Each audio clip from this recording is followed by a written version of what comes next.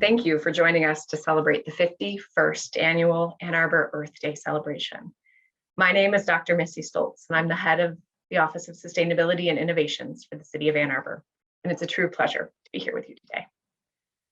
For 2 years in a row, we've had to gather virtually to celebrate this important day, but that should in no way, shape, or form devalue the importance of protecting, valuing, and restoring our Earth. And that is why this year, on the 51st anniversary of Earth Day, we celebrate the theme, Restoring Our Earth. This year's Earth Day celebration is being brought to you by leaders from the Freeman Environmental Education Center Youth Council, an environmental leadership club for Ann Arbor Public Schools high school students. They have lined up a series of keynote speakers, primarily youth, to ground our conversation in the realities of today, as well as the hope for tomorrow. The importance of youth leadership in this movement can't be overstated. They are and must play a critical part in restoring the Earth, as they will become the future stewards of this planet.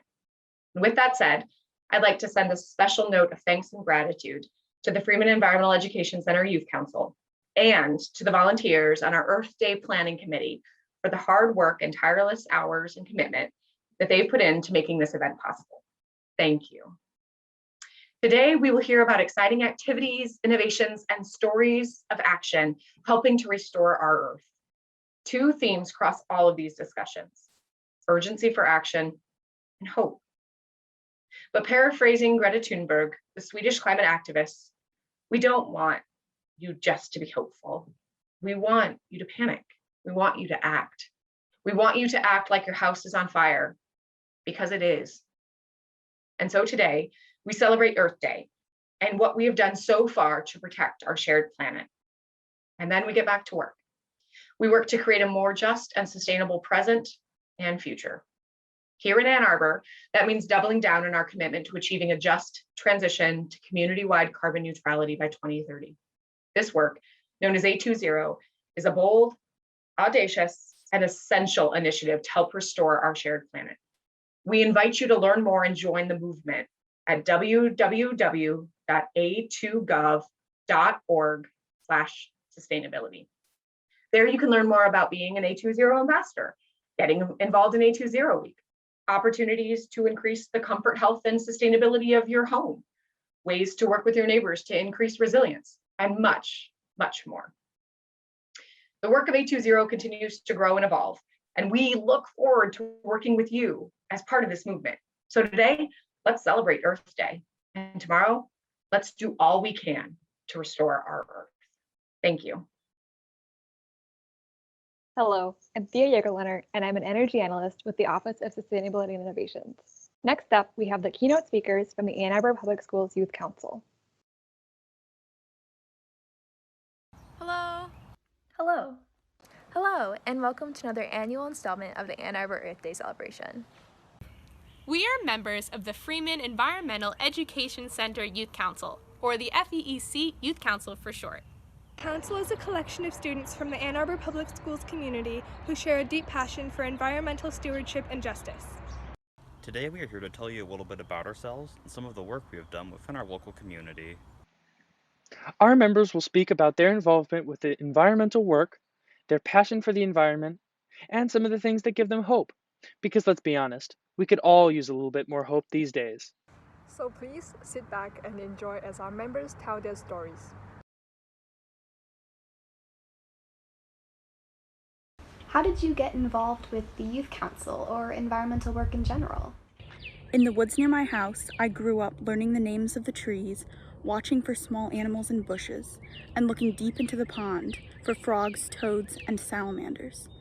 So once I learned about climate change and saw the slow but steady effects that fluctuating weather was having on the place that I loved, and especially the animals that inhabited it, I felt like I had no choice but to act, and also make others aware of how this small but important place was being disrupted. I've always cared greatly about the environment and wanted to devote my life to helping to protect it from human activity. And so naturally, when I found out about the council, I got excited because finally there was something that I could get involved in to help make a difference. As an avid birder, I spend long hours observing birds in Ann Arbor parks. It has allowed me to connect with the environment on a deeper level and appreciate that we share the same home. This interest in bird conservation led me to join the Youth Council, a group of young voices that share my passion for saving the planet and educating others about achieving our climate goals. As I've learned about the environment and climate change over the last several years, it's become very clear that community work and movements are necessary to fight environmental injustices. I got involved with the Freeman Youth Council with this in mind. The Youth Council is a youth-driven and community-focused effort that advocates for and educates about the environment right in our school district. Youth are the future of environmental stewardship, so groups that allow young people to get involved with environmental work are super important and impactful. My elementary school was all about outdoor education and place-based learning, which gave me a strong desire to care for and protect my local environment. While at that school, I was exposed to people like Dave Wilson, an amazing biologist, and Jason Frenzel, the watershed coordinator at the Huron River Watershed Council. I was also exposed to wonderful events like Bioneers Detroit and the Southeastern Michigan Stewardship Coalition, which I attended throughout my time at that school and beyond. These life-changing experiences molded me into the person that I am today by helping me find my passion for environmental stewardship.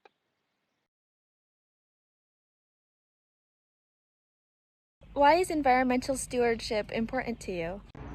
Environmental stewardship is important because it was humans who caused the climate crisis in the first place. Our species started it, so it is our responsibility to fix it. Thousands of creatures and the ecosystems they are a part of are endangered because of habitat loss, global warming, and pollution, and it is our responsibility to stop the damage and restore what we can. Clean water and air are also crucial for the survival of our own species. It is within our power to fix it, and we must do all that we can before it is too late. I think that environmental stewardship is important because it is how we create the political will that inspires lasting change. This stewardship is especially important when it comes from young people. Environmental stewardship is important because, as the dominant species, it is our responsibility to keep the planet habitable, not only for us, but for all the fauna, flora, and other life forms that have evolved here and call it home. Environmental stewardship is super important, not only for us, but for future generations. Nature is beautiful, nature is inspiring, and we want it to be around for those who come after us. Environmental stewardship is important because climate change is a big deal and we've got to do something about it. Environmental damages such as habitat fragmentation and destruction, ocean acidification, deforestation, water, air, and plastic pollution have caused major problems affecting the health of many. Moreover, environmental damages not just affect humans, but also all other organisms on Earth. We must think about the consequences of our action. Earth is a common place for all organisms, and protecting our home is natural and important.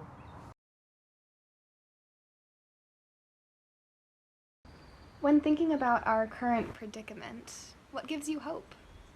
Seeing all the work people around the world have been doing to fight the climate crisis gives me hope. There's such a large community of people working towards environmental justice, and knowing they are all out there working towards the same goals inspires me to keep fighting. Whenever I see an article about changes in our government or activist groups, or read an article about a new eco-friendly invention, or just see solar panels on the houses around Ann Arbor, it reminds me that while we still have a lot of work to do, there's people that care, and we've made progress, and there's hope. What gives me hope every day is spending time in the woods near my house. And what gives me hope today is every person attending this event, and every person fighting for a just and sustainable future.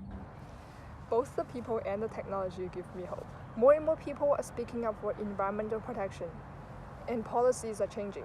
Ann Arbor proposed a 2030 carbon neutral plan, and China pledged to become carbon neutral by 2060.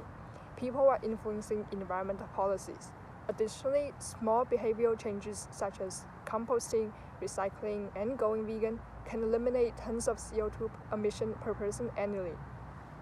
Moreover, advanced technologies such as renewable energy, sustainable farming methods, and various sustainable innovations can help achieve our goals. Most importantly, despite the challenge, people aren't giving up. We're still fighting for a brighter future. Even in this time of environmental catastrophe, I feel like every day there are more and more people who understand that we need to take action now to protect the environment from the worst of human activity. And no one seems to understand this better than the younger generation, and soon it will be us who are in charge. Seeing the Youth Council hard at work to educate others about environmental issues and the rising movement to stop climate change gives me hope. More and more young voices are stepping up and leading the fight to change our ways for the better and keep the Earth healthy for future generations. They are seeing the truth and acting on it, realizing that everyone can make a difference. What is something you personally have done to protect the environment? Something that I've personally done to help protect the environment is composting. My family and I put our food waste in the compost bin every week, and then it's picked up by the city's curbside compost service. By doing this, we're making sure that our food waste is able to properly decompose. If the waste had gone to a landfill, then it would have produced methane, which is a greenhouse gas that, according to the EPA, has about 28 to 36 times more global warming potential than carbon dioxide, which basically means it can hold a lot of heat energy. Composting makes carbon dioxide instead of methane, so it allows us to reduce the amount of greenhouse gases that we're helping produce. Something that I did to help protect the environment was doing an internship with the Huron River Watershed Council. Me and my fellow interns were dispatched to various sites along the river to collect data, remove invasive species, and more. As an intern, I was trained as a leader collector. I was chosen to lead groups of volunteers in local events such as the River Roundup or the Stonefly Search. And finally, I taught some AAPS students about how human behaviors can have a profound impact on the conditions of a river.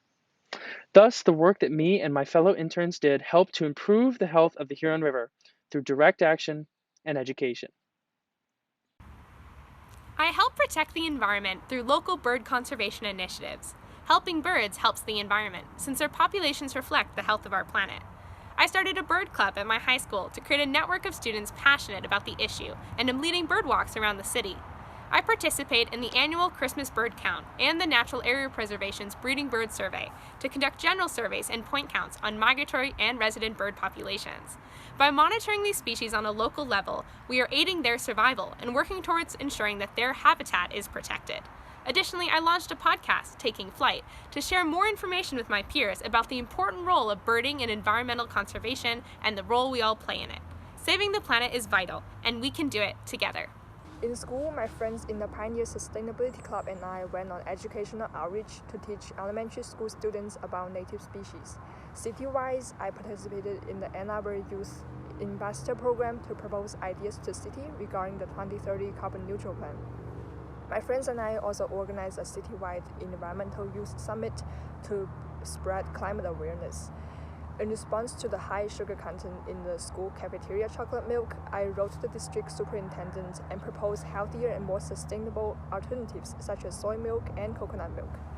At home, I collected kitchen water in the bin to flush the toilets and implemented a composting bin. Being a vegan myself, I also convinced my parents to reduce meat consumption. Thank you to everyone who shared. And thank you to everyone who listened to our stories.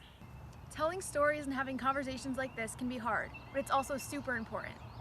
We hope that you find a place to share your story as well, because together, our voices can build a movement for positive change. So as you continue to participate in the celebration today, we encourage you to keep sharing and learning, and focus on the things that give you hope. Use these sources of hope to take meaningful action and make a difference in the world. Once again, we as the Youth Council thank you for allowing us to share our stories, and we hope that you enjoy the rest of the Ann Arbor Earth Day celebration. Hi, I'm Galen Hardy, and I'm a Community Engagement Specialist with the Office of Sustainability and Innovations. And next up, we have a presentation from Isabella Hubbard of Slauson Middle School. Why is Earth Day important to me? Earth Day started off on April 22nd, 1970. The event, inspired by ways to support our environment, includes a community of over 1 billion people in over 193 countries. Earth Day is important to me because my family and I live on the Earth and continue to use its resources. Earth Day is important to me because even if the Earth doesn't appear to be that bad, what will your sentence face? If your answer is that you don't care, do you want that on your conscience? Earth Day is important to me, and it should be important to you as well. So on April 22nd, let's gather our community and demonstrate support for environmental protection. Hello, my name is Julie Roth. I'm the Solarize Program Coordinator for the Office of Sustainability and Innovations. And next we have a presentation from Rebecca Esselman of the Huron River Watershed Council.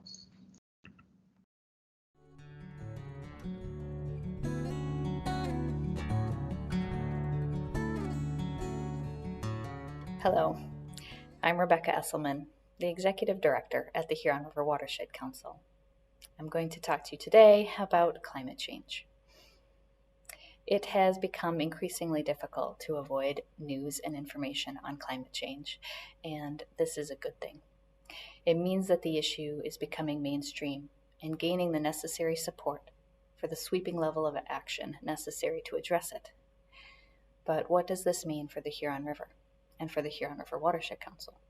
What can one small river protection group and its supporters do against such a formidable threat? And what do we stand to lose if we fail to act?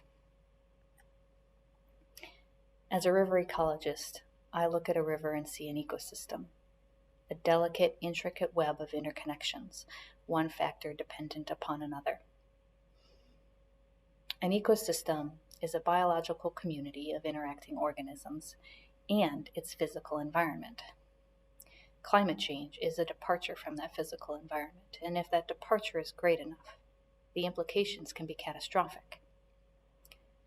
Think of it this way. Rivers evolve under a set of conditions over the course of millennia. When the glaciers receded from Michigan some 10,000 years ago, our lakes and rivers were formed. They have since experienced a reliable set of environmental conditions in which to evolve and thrive. The environmental conditions pertaining to weather patterns over time I like to call the climate envelope. If we experience conditions outside that climate envelope in extreme ways or frequently, the delicate balance of an ecosystem is challenged. Let me give you a couple of examples of how intimately tied a species can be to its climate. Sugar maple are revered for their fall color. They give us the gift of syrup, and they are keystone species in some Huron River forests. Warmer growing seasons and earlier springs are leading to sap production declines throughout the sugar maple's range, and climate models show a near complete loss of this species from all of Michigan. In the Huron River, sugar maple can make up to 60% of a forest's canopy. Think about the implications of losing 60% of a forest's canopy, both short-term and long-term. Initially, there's a decreased shade and infiltration capacity. There's the opportunity for invasive species to take over and increased fire risk. In the long term, we've just lost one of the earliest sources of pollen for our honeybees and other insects. Smallmouth bass are a Huron River favorite. They are iconic, they're good fishing, they are top predators, and for this heron here, they are lunch. Do you know when smallmouth bass know that it's time to reproduce? I'll give you a hint. It has nothing to do with Valentine's Day or Al Green. Bass begin spawning when water temperatures reach 59 degrees. At this time, they build their nests, deposit their eggs, and raise their young. The whole process takes about 6 weeks. Bass will select nesting sites to avoid swiftly moving water. They do this because it gives them the best chance at getting the most eggs to be young, independent fish. And yet, the most visible and immediate way that Southeast Michigan is experiencing climate change is by seeing increases in rainfall and more extreme rainfall events. When all that rain rushes to the river swells and moves swiftly. We lose those bass. If this happens year after year, we will see population declines in our smallmouth bass, with implications for the ecosystem, for recreation, and for our local economy. It can be difficult to grasp the implications of the loss of a few species in an ecosystem. You may be asking, well, so what? I think of it as a game of Jenga. You can remove a piece or two or three, but eventually the whole structure becomes so unstable that it collapses. This issue can seem incredibly daunting because the reality is the problem is global, and so are many of the solutions. But there are actions that we can take at the local level that can prepare the Huron River for inevitable change that will occur because of greenhouse gases already emitted, and also contribute to that larger effort to reduce those emissions such that we keep a climate that can support healthy functioning ecosystems everywhere. I, for one, feel both hope and motivation. The climate crisis is nothing short of a crisis. However, actions that the United States and other countries around the world have taken is making a difference. The cost of renewable energy is or will soon be the cheapest form of energy for most of the planet, including here in Michigan. Couple this with a rapid decline in coal power production, and we are now poised to avoid the worst case scenario that would have played out if we would have continued our business as usual. That said, even if we meet all national level pledges and commitments, we are still looking at warming of over 2 degrees Celsius. This is above the target of the Paris Climate Agreement. We want to stay below a 2-degree increase in global temperatures in order to avoid the most catastrophic implications of climate change. And many experts are now arguing that that number should be closer to 1.5 degrees Celsius. With each day that passes, this scenario gets less and less likely. It is why this is an all-hands-on-deck situation. The opportunities to act on climate change at the local level fall into 2 categories: mitigation and adaptation. Mitigation are actions that reduce greenhouse gas emissions to the atmosphere. This would be things like driving an electric vehicle. Adaptation, on the other hand, are actions that help prepare individuals or systems to handle at least some of the change. This could be thought of as things like keeping homes and other development out of our ever-expanding floodplains.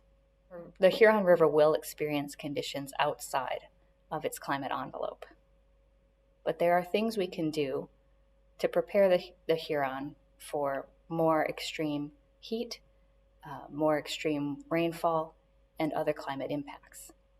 I'd like to share with you now a little bit about some of the things we're doing. We are working to protect the forests and wetlands along our river. These riparian lands are critical for supporting clean water and freshwater ecosystems, but are even more critical under climate change because they provide a buffer against higher heat that can be so detrimental to aquatic life. In the Huron, we are fortunate to have a state-designated natural rivers district, which protects these riparian lands from Kensington down to Ann Arbor. We are working with the state and local governments to make sure that this natural asset remains undeveloped. We also work with other local governments to develop ordinances that protect these critical areas where they fall outside of the Natural Rivers District. In some places, we are restoring habitat where it is lacking. Habitat is critical for providing refugia or places to shelter during extreme events. Habitat in a river can be logs, branches, leaf mats, overhanging roots, that type of thing. In Riverside Park in Ypsilanti and Gibson Park in Wixom, we have placed trees in the channel and anchored them to the banks. These trees will collect material that flows downstream, creating over time really high quality habitat for aquatic organisms. Dams are part of the solution as well. Removing unnecessary dams is one of the most impactful things that can be done to build resilience in our river system and to protect our communities. We are experiencing rainfall events that are causing infrastructure failures everywhere. We saw this with the Midland Dam breaches in 2020. Our work with the City of Ypsilanti to remove the Peninsular Dam will decrease the vulnerability of the river and our downstream communities to climate change. Where dams remain in place, there are things we can do as well. HRWC is working with a network of dam operators throughout the watershed to consider how we might be able to manage flows to reduce the impact of some of these extreme events. One example of this might be to manage flows in a way that reduce rapid pulses of water during extreme rainfall events that impact those bass so harshly that we talked about earlier. On the mitigation front, the Huron River is blessed with a large amount of intact natural systems. Our forests, wetlands, and prairies capture and store carbon and keep it out of the atmosphere. Just 1 acre of hardwood forest can sequester 30,000 pounds of carbon dioxide each year. I feel strongly that land protection needs to be a pillar of any climate action strategy, alongside more high-profile strategies like renewable energy and more efficient transportation. And because land protection is also the most cost-effective way to provide clean drinking water and healthy freshwater systems, the Huron River Watershed Council is doubling down on an effort to quantify the carbon capture potential in our watershed and to build creative partnerships to acquire that land, such that it both mitigate climate change and improve water quality.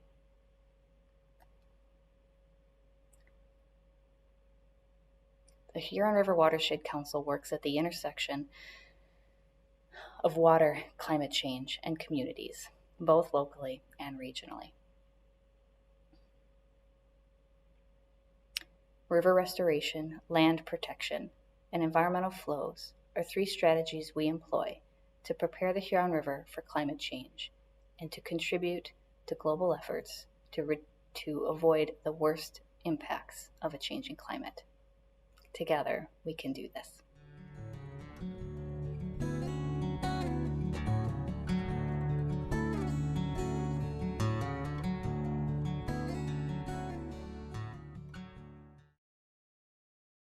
Hi, I'm Simi Barr, the Energy Coordinator with the Office of Sustainability and Innovations.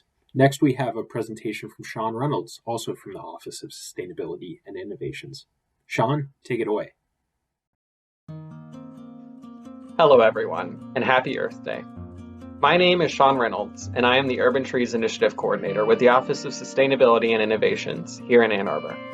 Today I'd like to share with you a little bit about our new 10,000 Trees initiative, and then introduce you to an opportunity to participate in some citizen science through a BioBlitz. The 10,000 Trees initiative is a part of the city's A20 carbon neutrality plan. Trees will play an important role in achieving our carbon neutrality, sustainability, and resiliency goals. They store carbon, remove pollutants from our air, our soil, and our water, reduce stormwater runoff and help to prevent flooding, improve our health, and help to reduce our energy usage by cooling our buildings in the summer months and insulating them from cold winter winds. Because of this, one goal of our A20 plan is to, by the year 2030, plant 10,000 new trees on private property in the city. This goal led to the development of the 10,000 Trees initiative. We have several programs in development through this initiative and are currently offering free seedlings through our free tree program in celebration of Arbor Day. These giveaways will be happening next weekend. You can learn more about the giveaways, how to register for them, and about our upcoming programs at www.a2gov.org/10ktrees. Ensuring that we have a healthy and resilient urban tree canopy doesn't just mean planting trees. It also means caring for the trees that we have. And that means we need to know what our urban canopy looks like by inventorying the trees growing in our city. This is a huge task, which is why we're asking for help from our community. You can help us inventory Ann Arbor's trees by participating in some citizen science through our Earth Day 2021 BioBlitz. Citizen science is a way for you to get involved in gathering data that can be used for scientific research or for science-based management practices, without having to be an expert in the field. In the life sciences, citizen science is an effective way of making and recording observations of the natural world. In a BioBlitz, you do just that. Make observations of what you see in the natural world over a specific time frame. For Earth Day this year, the 10,000 Trees Initiative is holding a week-long Trees of Ann Arbor BioBlitz. We're asking you to take some time to get outside and explore the trees in your yard, along your street, or in your favorite city park, and let us know what you see. To do this, you can download the iNaturalist app on your smartphone. This app allows you to snap photos of anything you see in the natural world and submit these as observations that can then be used by researchers and natural resource managers. This is a great way to not only help us inventory our trees, but also to get outside, get up close and personal with nature, and learn about the trees in your city.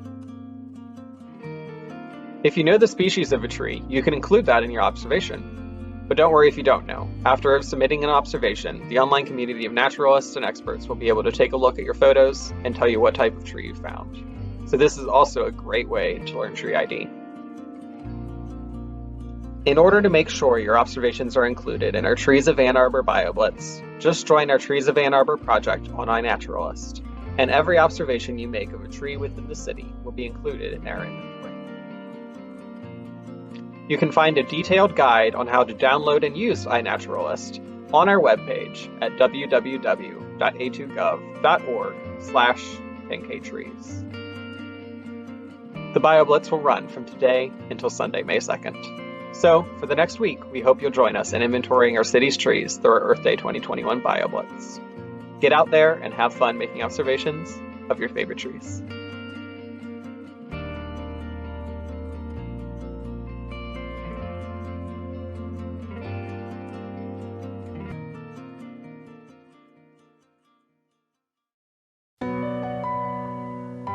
I have a vision. I have a vision that one day I can grow up and my city will be powered with 100% clean energy. I have a vision that I will live in a city that offers protected bike lanes, so my parents don't have to drive short distances and that I can bike safely. I have a vision that we'll have a robust transportation network that gets people where they need to go. I have a vision we will have appliances powered by 100% clean energy.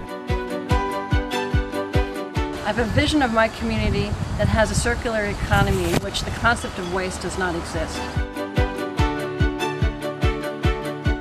I have a vision that I know my neighbors. And we've all committed to caring for one another. I have a vision of trees in my city, some with food that anyone can eat as you walk down the street. I have a vision that everyone will have clean air, clean water, and a chance to thrive regardless of the color of their skin or their zip code. We have a vision of a more sustainable and just Ann Arbor.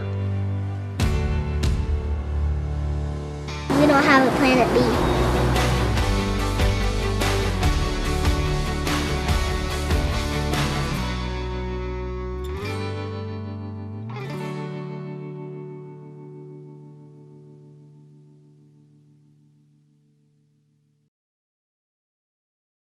Hi, I'm Zach Waz-Smith, a Community Engagement Specialist in the Office of Sustainability and Innovations.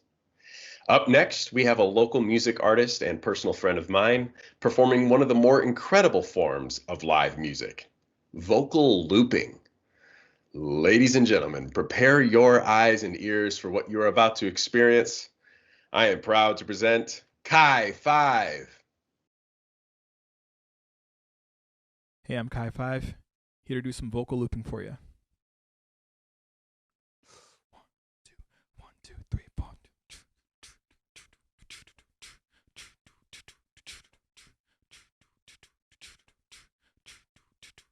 Dum, dum, dum, dum, dum,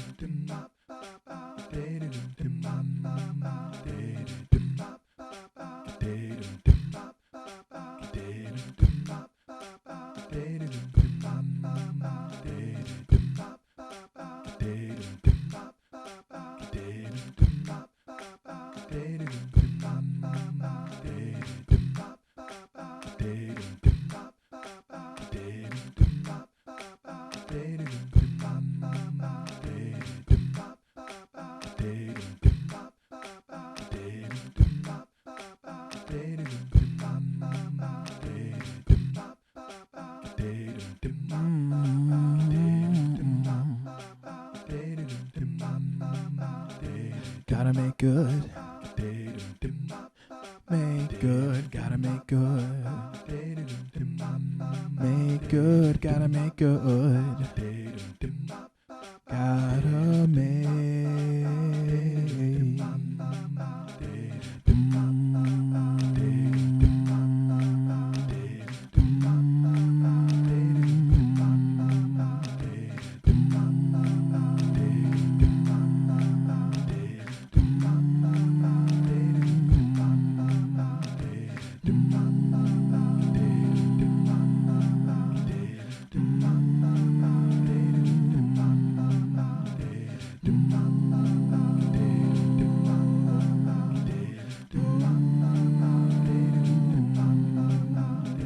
Gotta make. Good, gotta make good, gotta make good.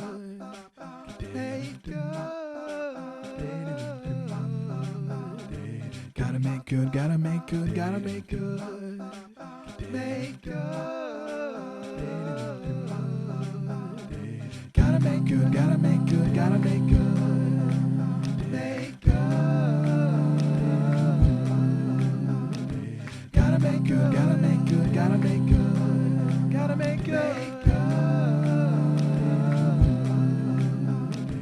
Gotta make good, gotta make good, gotta make good. Make good. Gotta make good, gotta make good, gotta make good. Gotta make good, gotta make good. Gotta make good, gotta make. Gotta make good, gotta make. Gotta make good, make good. Gotta make good, gotta make good. Gotta make good, gotta make good. Gotta make, gotta make good. Gotta make good, make good. Gotta make, gotta make good. Gotta make, gotta make good. Gotta make, gotta make good. Gotta make good, make good. Gotta make, gotta make good. Gotta make, gotta make good. Gotta make, gotta make good. Gotta make good, make good. Gotta make, gotta make good. Gotta make, gotta make good. Gotta make, gotta make good. Gotta make good, make good. Gotta make, gotta make good. Gotta make, gotta make good. Gotta make, gotta make good. Gotta make good, make good. Gotta make, gotta make good. Gotta make, gotta make good. Gotta make good. Gotta make, gotta make good.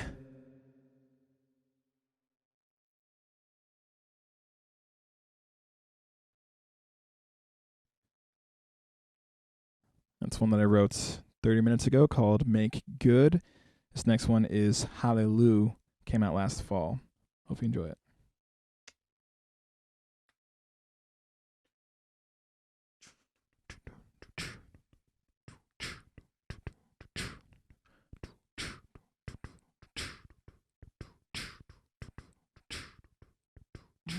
Hallelujah. Hallelujah. Hallelujah. Hallelujah. Let me start that one over again. 3, 4, 1, 2, 3.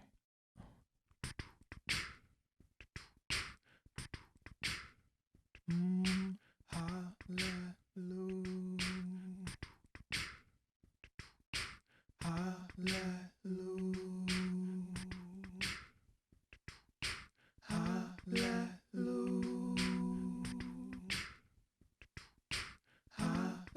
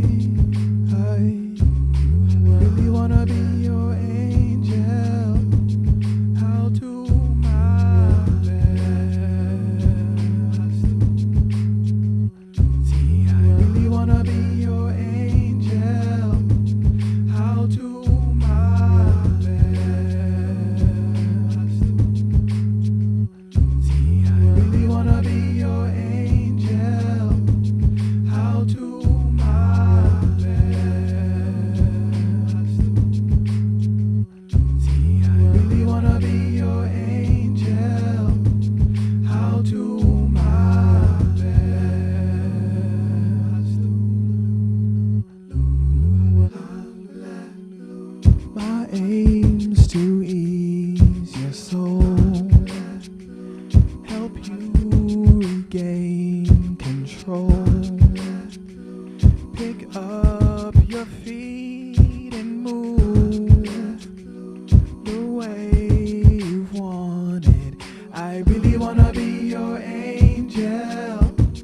I'll do my best. See, I really wanna be your angel. I'll do my best. See, I really wanna be your angel.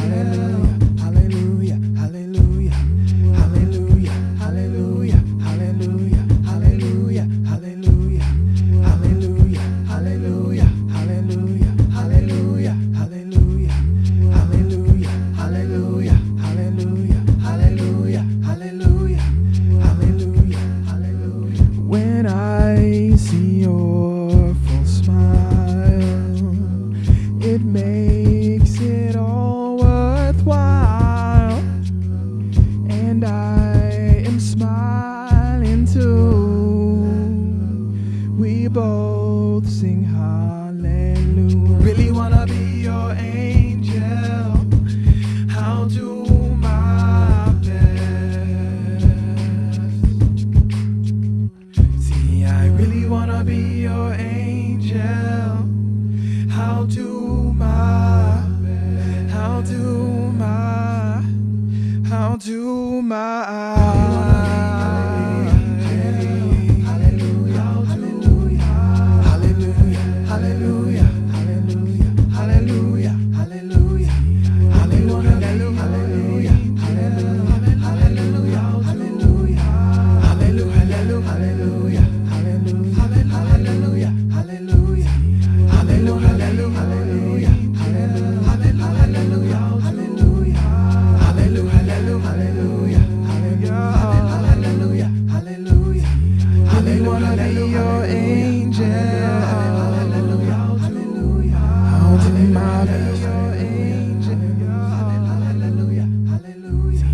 really wanna be your angel.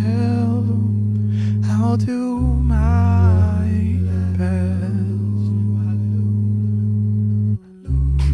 Really wanna be your, really wanna be your angel.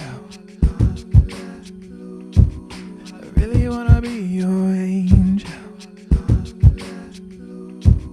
I really wanna be your angel.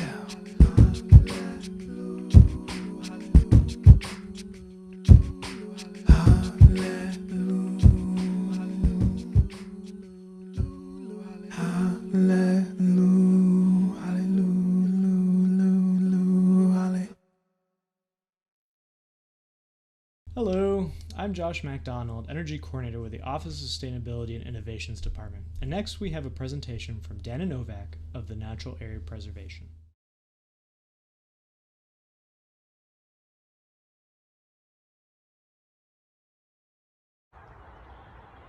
Hi everybody, happy Earth Day. My name is Dana Novak and I work for the City of Ann Arbor's Natural Area Preservation Group. We are part of the Parks Department. We've been around since 1993 and our mission is to protect and restore Ann Arbor's natural areas and to foster an environmental ethic among its citizens. Over a third of our work is done by volunteers, and we have many ways to get involved if you're looking to get outside safely and socially distant this spring and summer. You can come join us at one of our stewardship work days in the parks, or you can look into being a inventory volunteer where you can do photo monitoring, listen for frogs and toads, participate in a breeding bird survey, and there's many more ways to get involved. We maintain over 1,100 acres in the city's 87 plus natural areas out of 160 plus city parks. So we have a big job. And what I want to do today is help show you how to do some of that environmental restoration work that we do in the parks at home in your yard or in your neighborhood community. We are going to talk about how to identify and pool invasive plants that can take over our nature areas. First, I'm going to show you a video about identifying garlic mustard, narrowleaf bittercress, and Dame's rocket, all three in the same family and all share similar traits. And then I'll show you a short video about how to identify and pull common motherwort. And then we'll wrap it up with some more information about how you can volunteer with us and find out more information.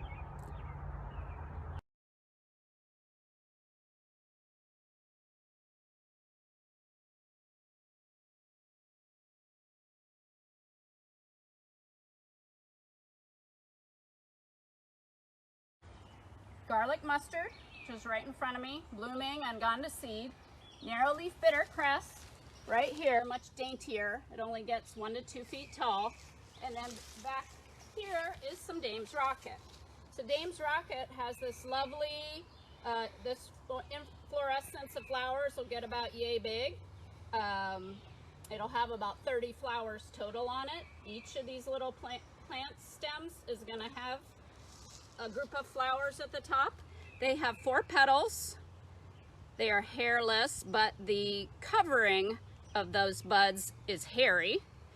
As you can see these leaves on the stem, they're quite small, but as you go down the plant, they get a lot bigger. So there's at the bottom in relation to my hand. Now also at the bottom here, see some of this purplish color at the base of these stems? That is true for all of our 3 invasives we'll be talking about today. You can also see these quite prominent hairs on these stems. They're somewhat rough too. And these hairs continue up the plant, but they become a little less noticeable as you go up. The leaves are also hairy. The leaves are lance shaped overall. They have these teeth that point toward the tip. And the leaves are arranged alternately up the stem. So one comes out, and then a little further up the stem, another one comes out on the other side, and so on up the stem. And that's true also for garlic mustard. Let's move on to narrowleaf bittercress. So here's a little bittercress plant. These all start out as a basal rosette the first year. And we don't worry about those plants because they don't set seed. But the second year, some of those rosette leaves, if they've remained, tend to die away. And they bolt and shoot up. And this is going to produce seeds and flowers that are whitish to greenish. And then long cilique seed pods. Now, these are also arranged alternately. The leaves are compound. So this is one leaf with many little leaflets. It can have up to 13 pairs of leaflets on one leaf. The leaves are arranged alternately again up the stem. So one here, a little further up, one here, a little further up, one across, not coming out opposite each other, but alternating. Also unique to our invasive bittercress, if I pull off this leaf, this auricle remains clasped around the stem. And that is unique to narrowleaf bittercress. So there's not a lot of other plants that look like this and get this big, this fast, this early in the season that aren't invasive. So that's narrowleaf bittercress. At the bottom, you see many lobes, and these leaves get way wider. As you go up, the leaves become more narrow and lance-shaped. Now finally, garlic mustard. Let's take a look at this plant. Again, we have the alternate leaf arrangement going up the stem. This is called alternifolia or Aliaria petiolata because it's got this really long petiole where the stem meets the leaf. If you're ever unsure if it's garlic mustard, just crush a leaf and smell it, and it will smell very oniony. That's where it gets the Aliaria name, from the onion allium family. Again, it has that purplish color at the base of both the stem and some of these basal leaves, petioles are purple. You also see some fine hairs on these stems. So it has fine hairs, but then as you go up, it's hairless. And these leaves are hairless, whereas Dame's rocket leaves are hairy and rough. Now the flowers on the garlic mustard also have 4 petals. They're white. The 4 petals are in a cross shape, and it has these long narrow seed pods called siliques. All of these plants, once they go to seed, will have these siliques, and they kind of stand out, especially later in the season. They're going to turn yellowish, and you're really going to notice them because you don't see much else with that structure at about waist high in the woods. So here is how to identify and pull common motherwort. I will tell you, with the motherwort, make sure you wear gloves if you have it in your yard and try to pull it, because it can really irritate your skin. So wearing gloves and long sleeves really helps. It also just helps in general when you're pulling this time of year, because poison ivy may not have leafed out yet, and you definitely don't want to get that. So I always recommend gloves and long sleeves for spring pulling of invasives. Common motherwort. It's in the mint family, so like all mints, it has a square, definitely ridged stem. So there's 4 distinct sides to this stem. The leaves are arranged opposite each other up the stem, and they are palmate in shape. So kind of each one looks kind of like a hand. It has prominent veins that you really notice from the top of the plant. And also it tends to feel a little more rough on the leaf because of those prominent veins, and it, I believe, has some hairs too, although they aren't super visible. So here's a little patch of motherwort. Now this will have flowers in whorls at the top that are pinkish. It'll bloom in late May into June. But if you see it out in a nature area, you can just find the base of that square stem, gently but firmly give it a tug, trying to get all the roots. Shake that dirt out so you don't have to carry that around with you. Throw it in a bag and get rid of it. There it is.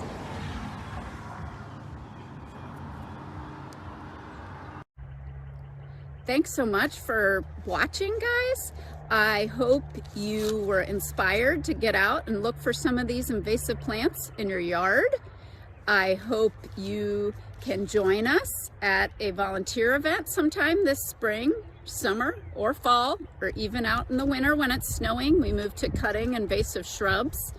If you would like more information, there are much more detailed identification videos on our website. It's www.a2gov.org/GMWOW. Also, if you want to get involved and volunteer with us, you do need to pre-register. You can go to a2gov.org/NAP events, and that's our volunteer calendar, and you can click on there for how to register for our events. And finally, you can also search for our videos of pulling on Facebook, including a much longer video of lots of blooming Dame's Rocket.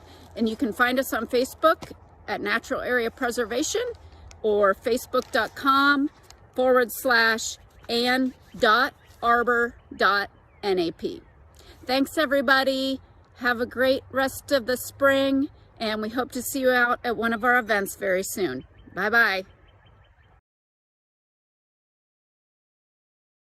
Hi, I'm Zach Wadsmith, a Community Engagement Specialist with the Office of Sustainability and Innovations. Thanks again for tuning in to the 51st Annual Ann Arbor Earth Day event, Restore Our Earth.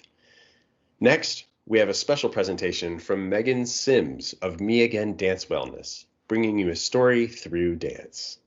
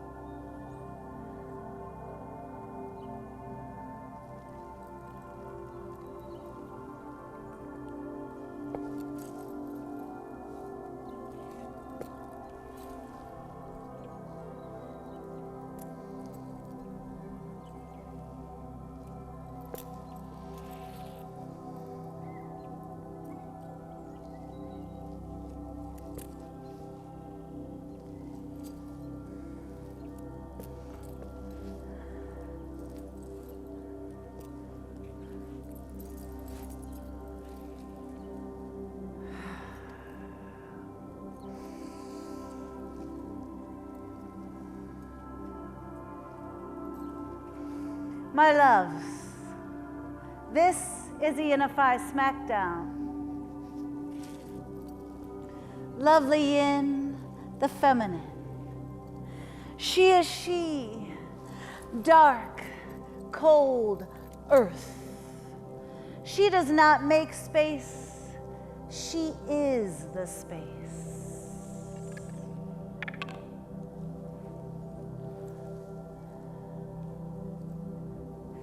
Openness, yesness, flow and feeling, nourishing and listening.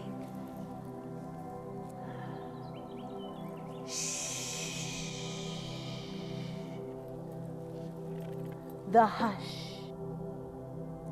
She is she, soothing soft voice, lullaby, the first song sung.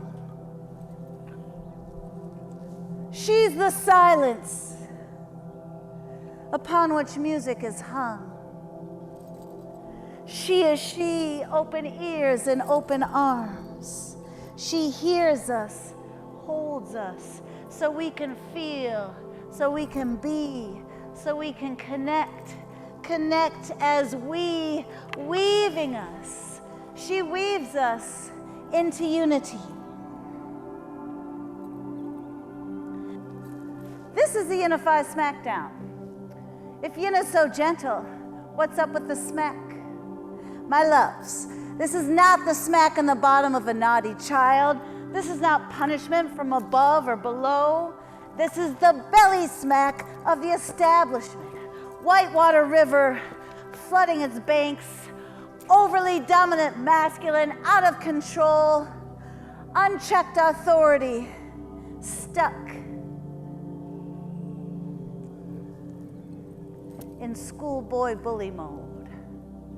The brave, focused, and powerful, but unbalanced Yangs, unrestrained, uncontrolled, unconscious, rise to the high dive.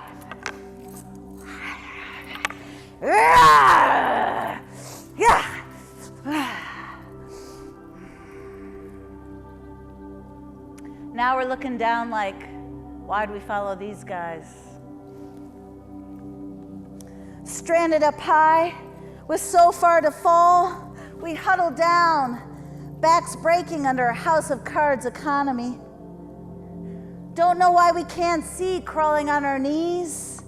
Please see what I can see. A greenly rewoven economy. Abundant fresh minds shaping it to be.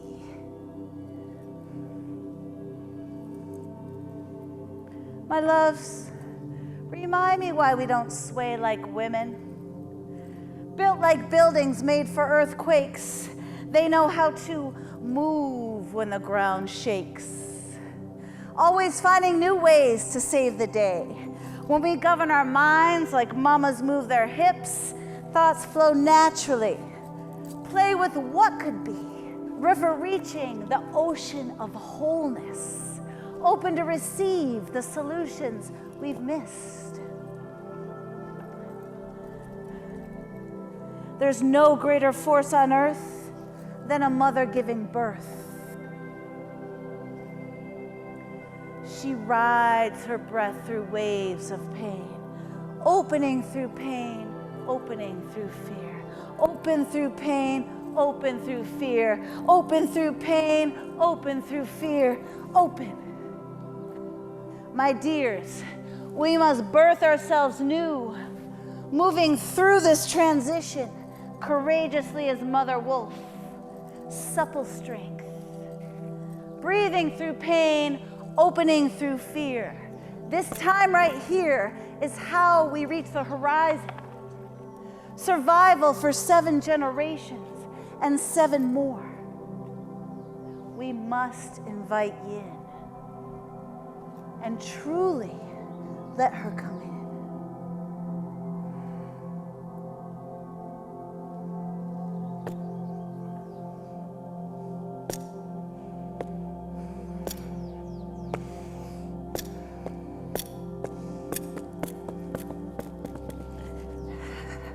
When COVID came, we were fast cycling in circles like children spun out on sugar, sick on the sadness of separation. We were moving faster than our minds could safely carry us. So now, as yin, I'm gathering you in to the folds of my skirt to say, shh, hush now. Let's take a time out to breathe in and breathe out. Close your eyes. Feel inside. And let the deeper truth bubble to the surface of your mind.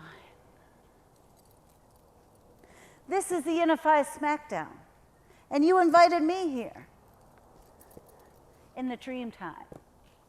So let's decide where we want to be and agree first on unity, then shine our awareness to what we can see in our mind's eye, the third eye, moving to the fourth density, fourth chakra, the heart, love, anahata.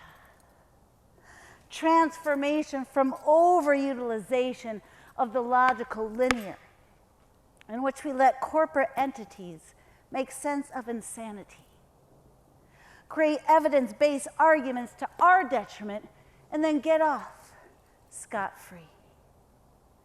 Here we are, painted into a corner so small. It feels like there's nowhere to go. But I've got some good news. All we have to do is change our minds. Funkadelic already told us, free your mind and your ass will follow. Back in the day when colorblind was seen as a better option, but still chopped us apart into fragments of colored glass.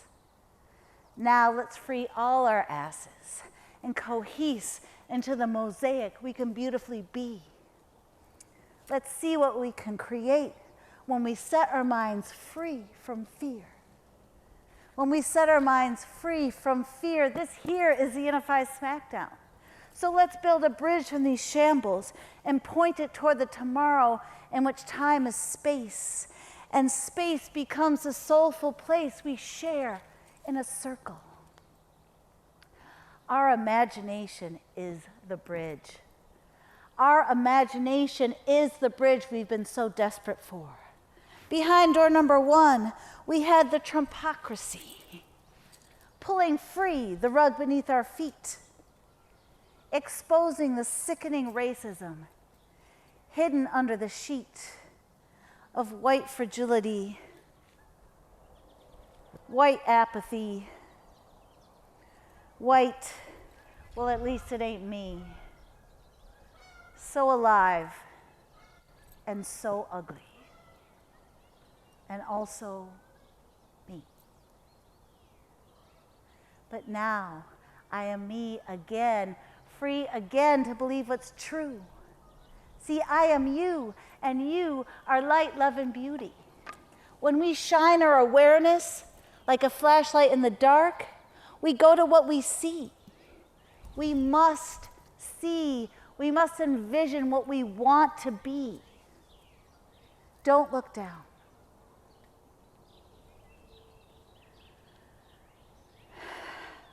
We can never get there alone from here. We can only get there together, my loves. Our rainbow arms linked in unity. Come with me across the bridge.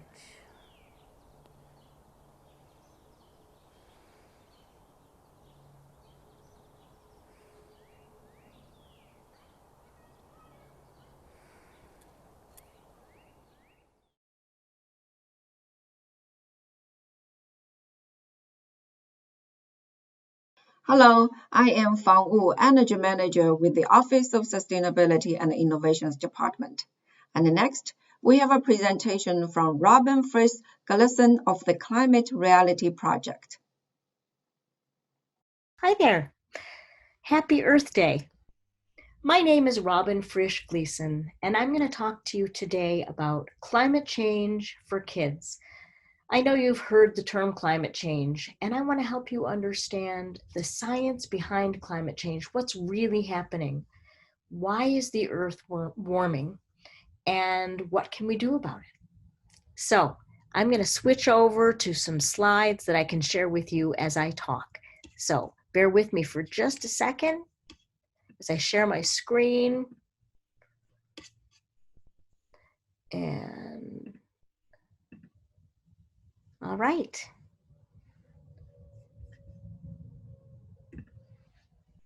I am from an organization called Washtenaw Climate Reality. Climate Reality is an organization that does a lot of work around climate change, and Washtenaw County Climate Reality is our local chapter of that. I want to start with this image of our planet Earth, the blue marble, a place we all call home. It's a place we really need to protect and preserve and all pitch in to care for it. It is a place that's really getting affected by climate change. These are some of my favorite animals that live on the Earth. Orangutans live in the rainforest. Polar bears live in the North Polar region in the Arctic, and they depend on the ice to survive. Penguins, they also need the ice and the organisms that live in the polar regions that they feed on in order to survive. Sea turtles obviously live in the sea, and the sea is a little bit, actually more than a little bit, it's a lot vulnerable to climate change. Kangaroos live in Australia, whoopsie, and they need their habitat to survive. I love whales of all varieties. These are humpback whales, and they live throughout the world's oceans, and they migrate and they get their food from the oceans. I also have some favorite plants, many favorite plants, but I particularly love the rainforest. There are so many different kinds of plants that live in the rainforests, and they're so critical for the protection of the Earth because they create oxygen and they also absorb some of the gases that cause global warming. Wildflowers like these on the flanks of Mount Rainier in Washington State, and these saguaro cactus, they live in the Sonoran Desert of Arizona. They all need the right habitats in order to survive. Some of my favorite places include kind of two extremes: Antarctica, that's completely covered by ice and snow, and also Hawaii, this beautiful sandy beach of Hawaii. So, in order to understand climate change, we need to understand our atmosphere. The atmosphere is a thin layer of gas that's right above the Earth's surface that protects the Earth. This is an image of our atmosphere, a photograph that's actually taken from the International Space Station that flies a couple hundred miles up above our Earth. And it's looking at the atmosphere that's lit up by the rising sun. So here's the curvature of the Earth, and here's this thin layer of atmosphere. It is very protective. It's a layer of gases that has allowed life to evolve on Earth. Without it, we wouldn't be here today. Solar radiation that comes from our sun in the form of light waves comes and hits our Earth. Some of that is reflected off the Earth and bounces up in the form of infrared radiation that bounces up and escapes back into space. Some of it bounces off the atmosphere and comes back to the Earth. But as this atmosphere thickens, more and more of this outgoing infrared radiation is trapped and it bounces back to Earth. That is what's causing global warming. This layer of atmosphere is thickening. It's trapping more infrared radiation and it behaves like a greenhouse. So everything under this greenhouse roof is heating up underneath. So the climate on Earth is warming. Why is it warming? Where's this gas coming from? Well, humans are creating about 150 million tons of global warming pollution every single day. We're treating it like it's a sewer. When we drive our cars, when we burn our factories, burn fuel in our factories, all of this pollution goes into our atmosphere. And different kinds of gases fill up the atmosphere and do bad things by trapping heat. A lot of it, the worst offenders, are carbon dioxide and methane. In addition, there's a gas called nitrous oxide and also fluorine gases. You don't need to know what all the gases are, but carbon dioxide is a really important one for you to know the name of. There are many different sources of greenhouse gases. They include driving cars, driving buses, trucks, airplanes. So all transportation, unless it's electric, is creating these greenhouse gases. Agriculture, believe it or not, growing cows, growing pigs on farms creates methane because when animals digest the food, they actually produce gas.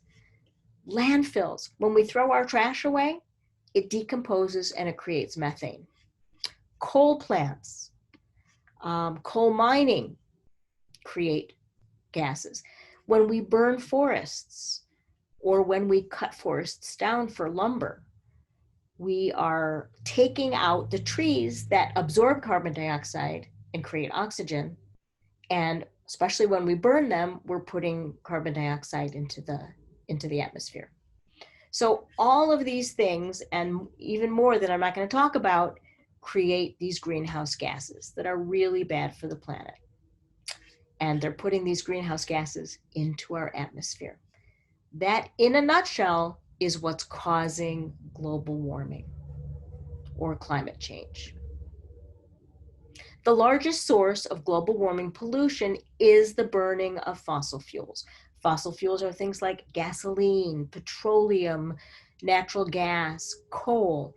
They're called fossil fuels because they formed from plants that grew on Earth at the time of the dinosaurs, hundreds of millions of years ago. And when they died, they became buried and they decomposed.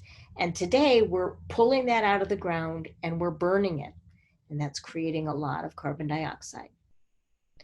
So much so that 19 of the 20 hottest years on record have occurred since 2001. And the last 5 years have been the hottest years on record. So this is definitely getting worse with time. This creates health problems. It causes people to get sick and sometimes die because of the extreme heat. It also causes problems for animals and for plants, and a lot of ecosystems are being damaged. The ocean is heating up as well. 93% of this extra heat that's being trapped by the atmosphere is going into the world's oceans. That's causing the temperature of the oceans to increase really, really dramatically. This is how the temperature has been increasing over time.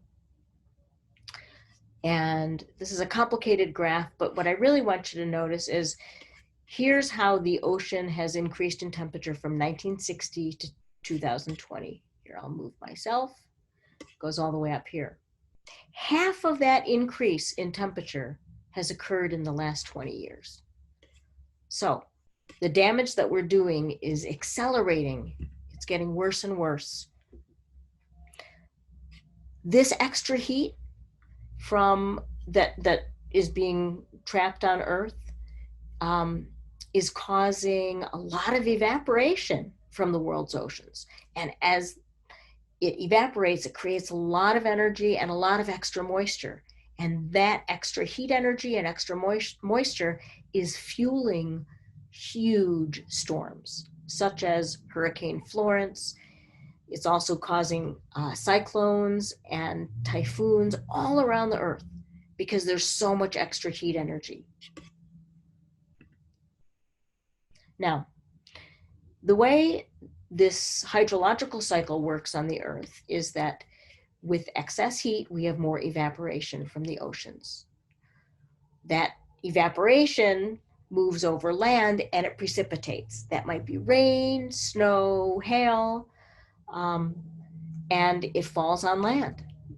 It also falls in the oceans, but the damage is coming when it falls on land and it floods cities, or it washes out dams, or it causes mudslides or landslides, or it floods really contaminated areas, really dirty places that cause contamination to enter our water supply. This extra water then eventually flows off into streams and to rivers, and that returns to the sea, sometimes bringing with it contamination, and the cycle starts all over again. So you'd think with all that extra water, we wouldn't have any dry places on Earth, but that's not true. That same heat that causes water to evaporate out of the oceans also causes water to evaporate out of land. So we get some areas that are very, very badly flooded and other places where we have a drought, such as this area of Brazil that used to be a water reservoir, but then the water stopped coming because the water that's falling as a result of global warming is not equally distributed on the Earth. So think about how that affects these beautiful wildflowers or these cacti. Their habitats are getting destroyed. Years that are hotter tend to have more fires because the land is drier. You can see how the fires closely follow the trend of the temperatures. Here's a fire in California that destroyed a lot of homes, and it killed people, and it caused people to leave. So then we have climate refugees, people who have to leave their home as a result of fires. Causes a lot of damage. Here's a picture of fires that were terrible in Australia in 2019, and they estimate that 1 billion animals died as a result of those fires. So huge habitat loss. All around the world, we're seeing an increase in these catastrophes of weather, including extreme temperatures, mostly really, really hot, droughts, fires that are all in red. Then we have floods and mudslides that are increasing, and storms that are increasing. Just in the last 40 years, we see these changes. Glaciers are melting as a result of climate change. So as glaciers in the polar regions melt, that ice is moving into water because it melts, and that flows right into the oceans. So we have sea level rising. And sea level rise, the sea level has risen about 10 inches in the last 100 years. So here's this beautiful image of Antarctica, but as the glaciers are melting, we're going to start seeing less and less of this white, and we're going to start seeing ocean levels that are much higher. Here's a picture of Miami Beach, Florida, on a sunny day. This is not a rainfall. This is flooded because at high tide, at extreme high tide that happens about once a month, the sea is flowing into the streets because sea level is rising. That's causing damage, damaging apartments and homes and businesses and cars. So sea level is rising and beaches are going to be greatly affected. Suddenly, we're seeing smaller and smaller beaches because the oceans all around the Earth are rising. This heat is also affecting corals. Corals live in the world's oceans, and they're beautiful. And so many fish and marine organisms live in or around corals. But as we have more and more carbon dioxide building up in the atmosphere, it's also building up in the oceans, and that's making the oceans become more acid or more acidic. That's causing death to the corals around the world. Think what it's doing to the whales.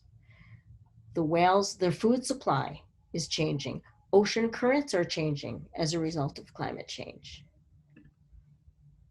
Another really important thing to think about is in the rainforests,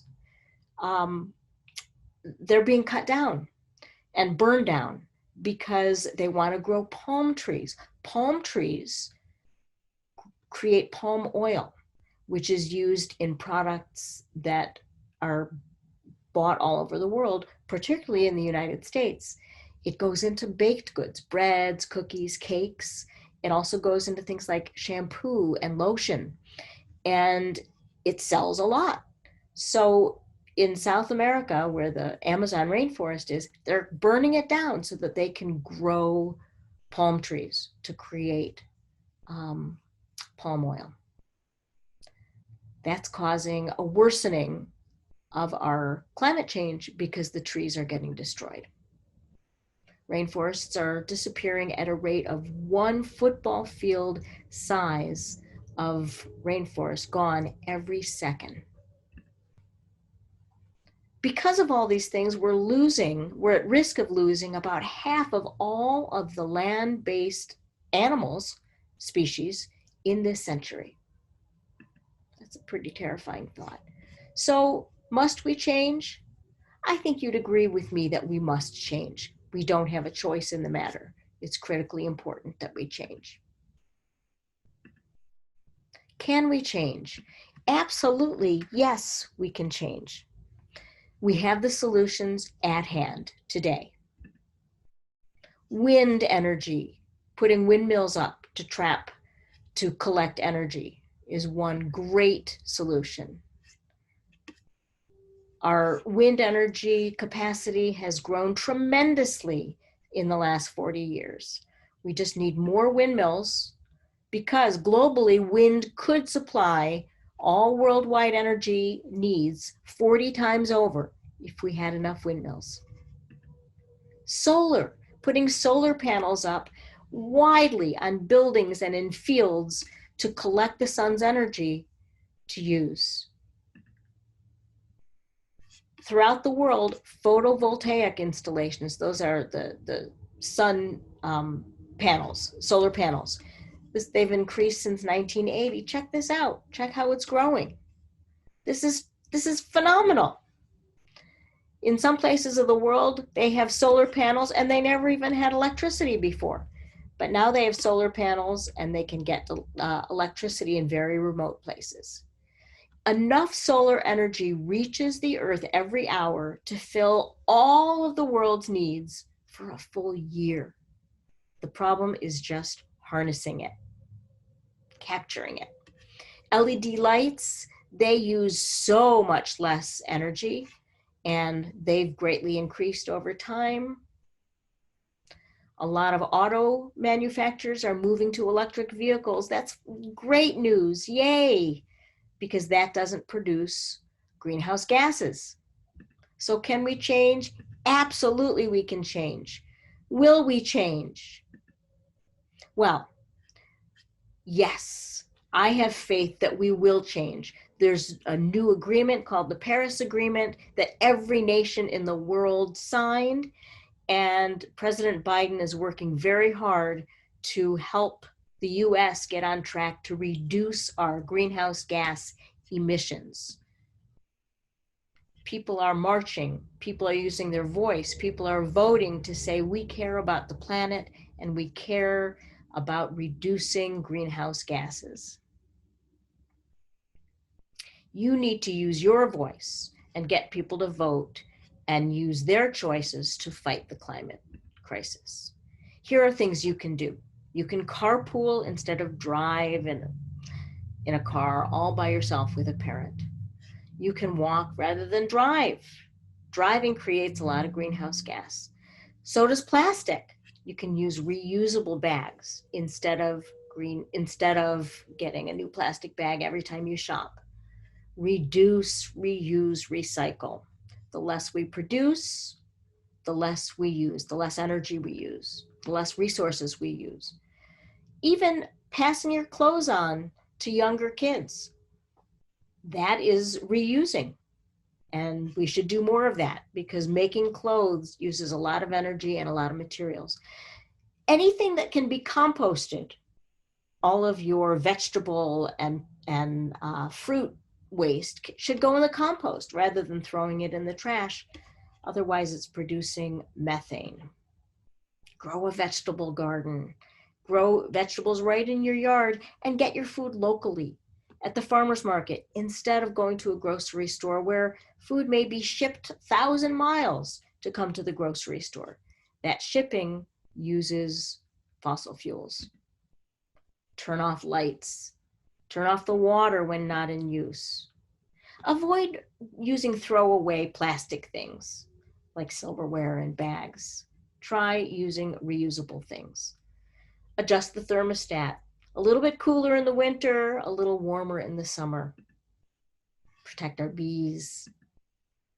You can bike to school rather than driving. All these things I think you know about, but these are just reminders of things you can do to be a better guardian of our planet. Use reusable water bottles and don't use palm oil. Plant trees because they absorb the carbon dioxide. You need to protect the world because your world depends on it and you can make a difference. Thanks for listening, and I wish you a great Earth Day. And if you want more information, you can go to Washtenaw Climate Reality. Thank you so much. Hello, I'm Jennifer Wolf, Aging in Place Efficiently Co-Coordinator for the Office of Sustainability and Innovations, and I'm delighted to introduce our next presenter, Sophie Fetter from the Ann Arbor Climate Reality Project.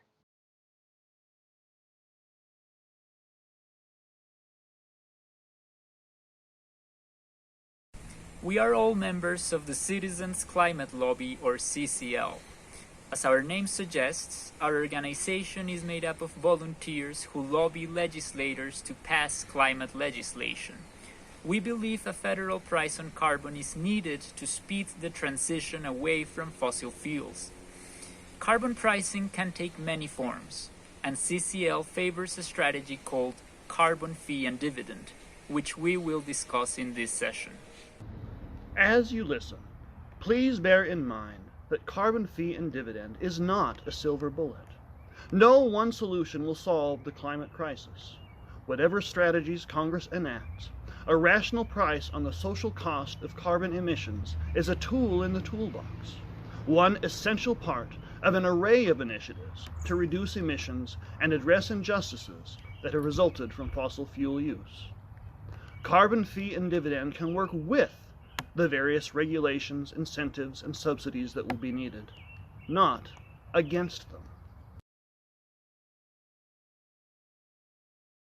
Hi, my name is Sophie Fetter, and I'm a high school senior from Ann Arbor, Michigan. I've been involved with Citizens Climate Lobby for over a year now. I was fascinated by the economics of carbon fee and dividend.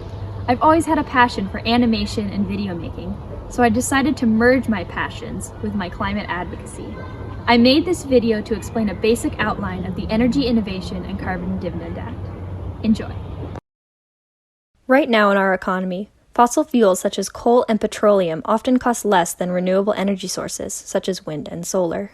Energy that pollutes more costs less, so companies use it despite clear evidence that burning fossil fuels will have disastrous effects on our planet. But this low price is deceptive. Current fossil fuel prices do not take into account the numerous negative effects of burning fossil fuels.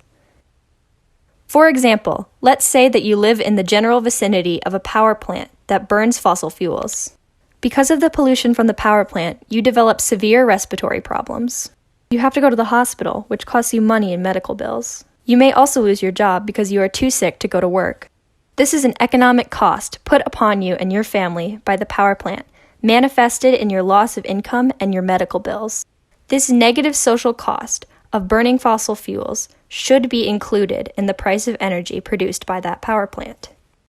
Climate change is already destroying housing, increasing severe weather damage due to flooding and drought, and crippling American agriculture. Climate change is projected to cause the mass migration of up to 700 million people. That is 125 times more refugees than those displaced in the crisis in Syria. The combination of all of these effects will be catastrophic for the U.S. economy. It is estimated that, if nothing is done about climate change, the global gross domestic product will fall by 30%. To put that into perspective, during the Great Depression, global GDP fell 25%. The only difference is that this GDP reduction would be permanent. If all of the negative effects of burning fossil fuels were added to the price of unclean energy, the price of fossil fuel energy would be massive. What can we do about it? The Energy Innovation and Carbon Dividend Act is a bipartisan bill in the U.S. House of Representatives. The bill proposes a type of climate change legislation called carbon fee and dividend. The bill is pragmatic, economic, and effective. How does it work? The Energy Innovation and Carbon Dividend Act has three main aspects. The first is the carbon fee. The bill adds a fee to the production of dirty energy. This fee represents the added cost that climate change has on us all. The fee would start at $15 per ton of emitted carbon and increases by $10 per ton per year. The fee will steadily raise the price of fossil fuels. Due to the rising cost of fossil fuels, investments will naturally shift into renewables. It will gradually become cheaper to produce goods sustainably than unsustainably. The carbon fee addresses the problem at the source, instead of a specific part of the market, like a tax on gasoline or electric power. The second part of H.R. 763 is the dividend. We will all face many negative effects due to climate change. The dividend is reimbursement for those negative effects. The revenue generated from the carbon fee will be divided equally among all Americans, and a check will be sent to each household every month. The Energy Innovation and Carbon Dividend Act will cause an increase in the cost of products that have a high carbon footprint. The dividend offsets this increase in price. The dividend ensures that the majority of households come out ahead, particularly those in the lower 3 income quintiles. Only those who use the most energy and buy the most carbon-intensive products will have to pay more than the dividend covers. The last piece of the Energy Innovation and Carbon Dividend Act is the border adjustment. Border adjustments work by adjusting how much U.S. companies have to pay to import or export products at the border. It works in two ways. When goods come into the U.S. from other countries, foreign exporters will have to pay an offsetting tariff. Let's say that another country is exporting steel. Whatever energy it took to produce that steel, they would pay the U.S. the carbon fee equivalent to its carbon content. If it takes 10 tons of emissions to produce 15 tons of imported steel, then the fee would be $150. With the border adjustment, the net cost of steel from other non-carbon fee countries equalizes with U.S.-produced steel. The second way the border adjustments work is on exports. When the steel is exported across the border, U.S. manufacturers will get a rebate equal to the carbon fee they paid. Let's say that it costs $15 to produce 1 ton of steel in the U.S. When that steel is shipped over the border, American companies get a rebate of $5 back, so they can sell that steel for $10, the price that they would have sold it at if there had not been a carbon fee. U.S.-produced steel then equalizes with foreign steel. This is how the Energy Innovation and Carbon Dividend Act protects American industry and American manufacturers. Lastly, border adjustments actually encourage other countries to pass carbon fee laws of their own. Why should they have to pay this tax to another country when they can make their own products cleaner and keep the money for themselves? These three pieces of the Energy Innovation and Carbon Dividend Act are what make it an economic and pragmatic tool for fighting climate change. The Energy Innovation and Carbon Dividend Act supports individual choice. Everyone likes to make their own choices, and nobody likes to be forced to do things. Individuals can choose to live a more carbon-intensive lifestyle. It will just cost more to live a more polluting lifestyle. Because goods that cost less carbon to make will be cheaper, the bill will naturally benefit those with a lower carbon footprint. This creates an incentive for consumers to be more environmentally friendly and carbon neutral. This bill will improve health and save lives. It also puts money every month directly into people's pockets to spend however they see fit, primarily helping lower and middle class Americans. The bill will create over 2 million new jobs, thanks to the economic growth in local communities across America. The Energy Innovation and Carbon Dividend Act is a free market solution. Understanding this is key to understanding the bill. The bill is not regulatory. It adds a price to carbon and lets the free market move us to renewable energy sources. The Energy Innovation and Carbon Dividend Act is a solution that works with the economy, not against it. The Energy Innovation and Carbon Dividend Act will cause a massive reduction in American carbon emissions. It is estimated that the Energy Innovation and Carbon Dividend Act will reduce America's emissions by 40% in the next 12 years, and 90% by 2050.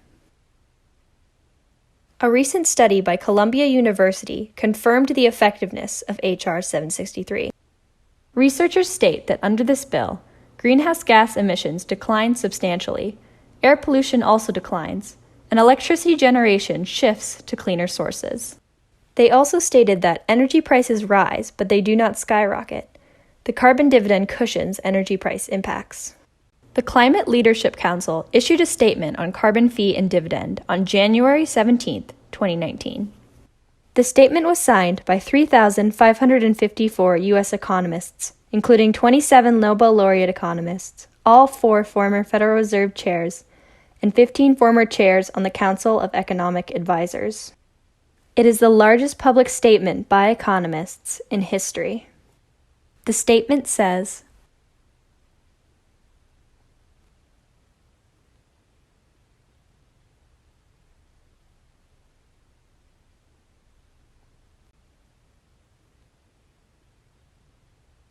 the Energy Innovation and Carbon Dividend Act is an economic solution to humanity's most pressing problem. The bill will reduce emissions, grow the U.S. economy, and provide for low and middle income families, all while maintaining freedom of choice and growing American industry. The video explained how carbon fee and dividend helps lower and middle income households most, because they have smaller carbon footprints. It is very important to CCL that those most impacted by fossil fuels benefit from the money collected from the fossil fuel companies and come out ahead financially. We feel it is imperative that we make it too expensive to pollute by imposing the real cost of carbon in order to speed the transition away from fossil fuels. This transition is urgently needed by us all, but especially by the vulnerable communities who are being unfairly impacted by pollution and extreme weather and are least able to deal with these problems. You can get involved in Citizens Climate Lobby by joining our Ann Arbor chapter or by signing up for our mailing list.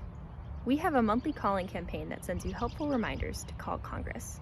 Thank you for listening in and have an excellent rest of your Ann Arbor Earth Day Festival. Hello, my name is Sean Reynolds, and I am the Urban Trees Initiative Coordinator with the Office of Sustainability and Innovations. Next up, we have a presentation from Lannis Smith with the Leslie Science and Nature Center and Ann Arbor Hands-On Museum.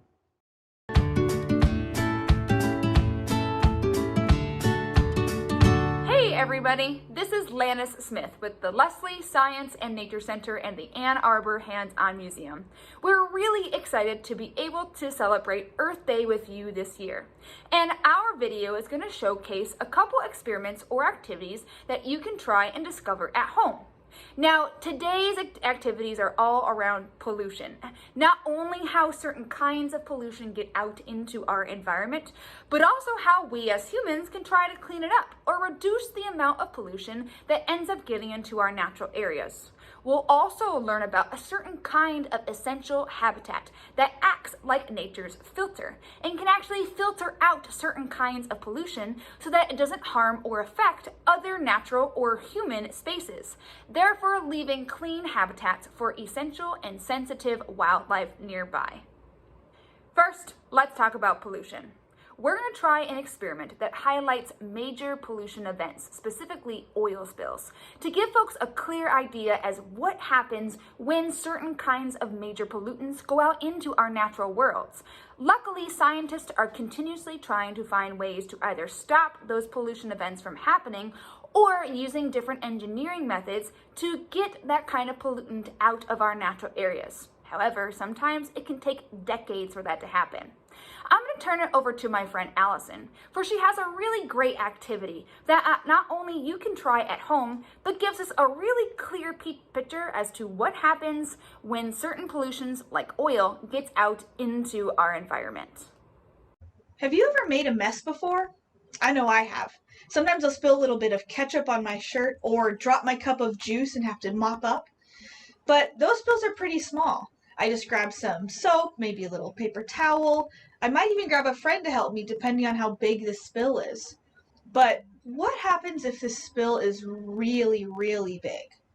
What happens if the spill covers a huge area, like an entire state or even the Gulf of Mexico? A spill that big can seem pretty crazy, but when humans aren't careful, when they don't take care of their waste or they build things irresponsibly, when they aren't careful, they can make spills this big and it can do a lot of harm to the environment.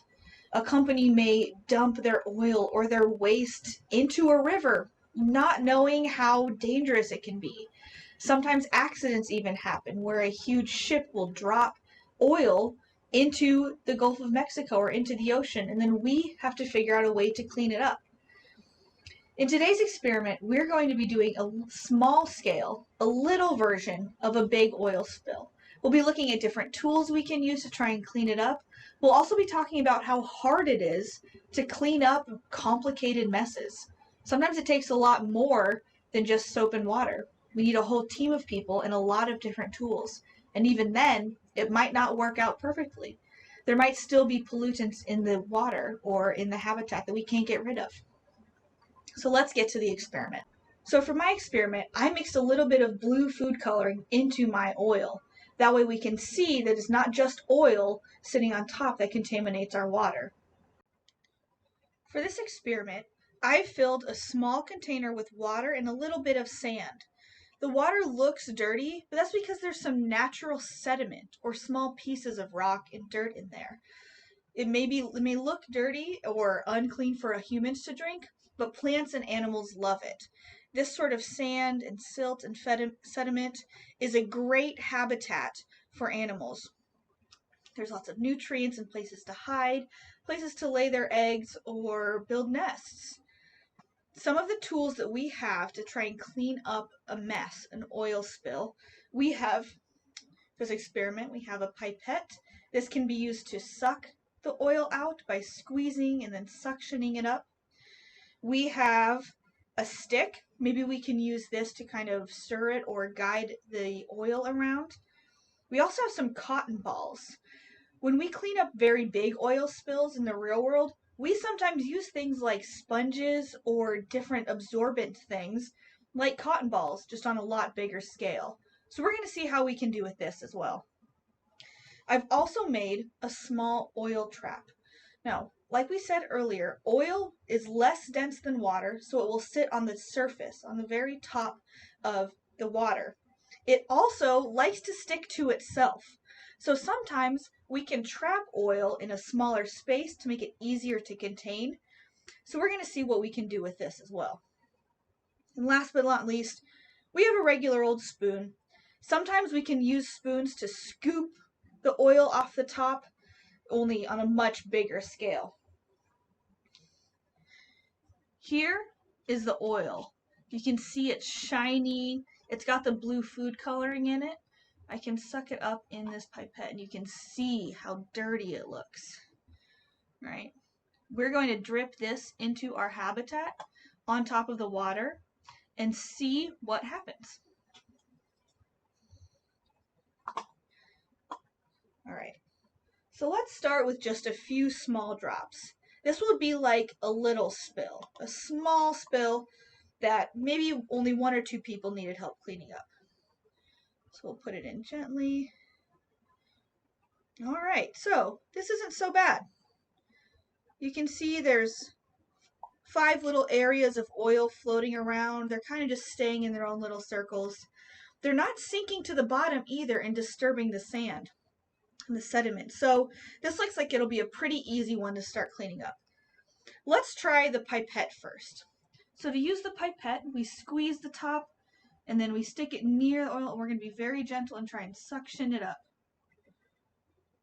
Oh, I'm getting some of it. You can see the blue moving up the pipette. I'm also getting a lot of the water though, a lot of the clean water, not just the oil. All right, let's see if we can get a little bit more. All right, oh, there we go. That spot's getting smaller and I sucked up even more. All right, I'm still picking up a lot of the healthy water though, the clean water as we do this. So with a small spill that's easy to see and stays on the top, we can use a tool like a pipette pretty easily. It sucks it up really nicely. Let's try this last little piece with a spoon, right? So we can scoop it underneath. There we go. We've got the oil, but there's still a little bit of that clean water mixed in with it. You can even see the blue dye.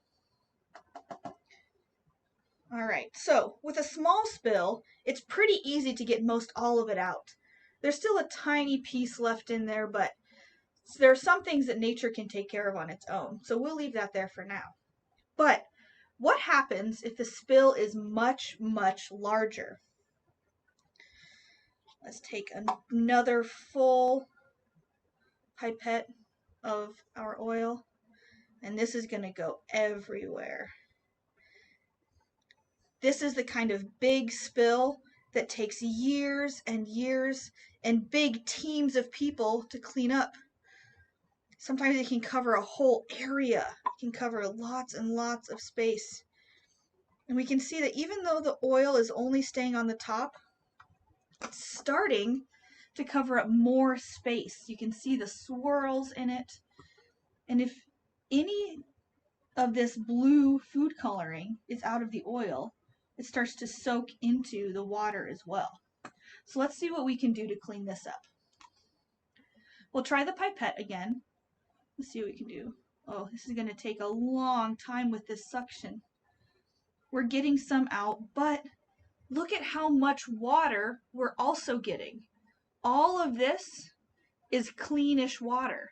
This could have different fish or different animal life, even plant life that lives in it. And here's the oil we picked up. So it's taking a lot of the natural habitat away for only a little bit of the oil.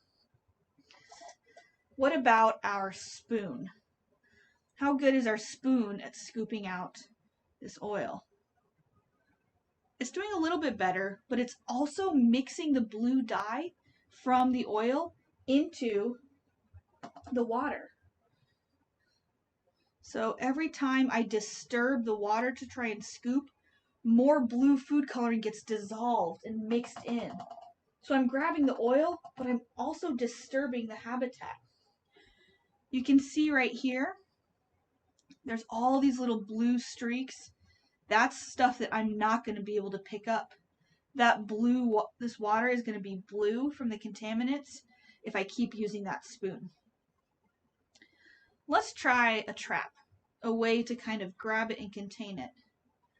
This does a pretty good job of trapping it. I can move it around a little bit, but again, just like the spoon, it's disturbing it a lot and making the blue that we can't pick up, the blue food coloring, mix in with the water.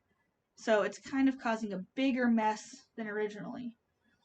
Look, you can see it even more, especially after that trap I used. Look how blue, see all these blue streaks? That's all stuff, contaminants that we're not going to be able to pick up. All right, let's try a cotton ball. So cotton ball works by absorbing the stuff around it. This works. Wow, look at all of that we picked up. Look at all of that pollution. But look, also, it picked up the oil but it didn't pick up all of the blue. All that blue that wasn't absorbed by the sponge is still in the water. I can try and go grab some of that blue. Oh, I grabbed some more. But I'm also picking up a lot of normal water, ordinary water. So even though I'm getting the oil out, I'm disturbing the habitat and I'm taking the habitat away from the animals and plants that need it. Every time I go in to this habitat, I disturb something. So sometimes scientists even think that the best way to deal with oil spills is to just leave them alone and let the nature take care of it. But that can take years and years and years. And imagine what it would be like to live in a mess for years and years and years if you could never clean it up. As we could see from our experiment, cleaning up a big mess like an oil spill can be really tricky. Even if you get some of the parts out, like the oil on top, there might still be other chemicals or contaminants left in the water. We got a lot of the oil out of our habitat, but look how blue the water is still. Even though there's no oil on top anymore, the other chemicals, the other blue food coloring we couldn't get out is still there, and it's still harming the wildlife in the natural habitat there. It might even sink down into the soil where we can't even get it at all because it's buried so deep. Scientists don't have all the answers yet. We work very hard to try and figure out ways to restore our Earth and fix our mistakes, but some mistakes are too big to solve right now. We think of answers, we work together to find solutions, and sometimes we can do a lot of good with those solutions. We got a lot of the oil out. We cleaned up a lot of this natural habitat, even in our little experiment. But there's some things that we need to keep working for. And keep trying new experiments, try new things to figure out what's the best way to protect and restore our Earth. Thank you so much for joining me today. This experiment showed me a lot about how we can use different tools to solve problems and how we have a responsibility to be very careful with the things we do to the Earth. We need to be very careful with the things we use, the way we make things, even the way we clean up our messes. Sometimes it takes just a little bit of soap and water, but sometimes it takes all of us. It takes all of us working together to clean up one of our big messes. Thanks, Allison. That's incredible. Crazy to think that there's just some kind of pollutants that are incredibly difficult for us to clean up. Which begs the question, is there any way that nature can find a way to clean up its own space?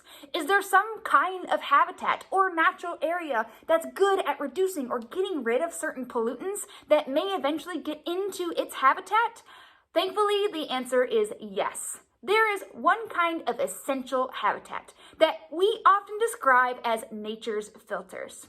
That's because it's able to filter out and reduce the amount of certain pollutants that run through it, especially if it's something from stormwater runoff, flooding, or even industrial waste. What kind of habitat is that? Wetlands.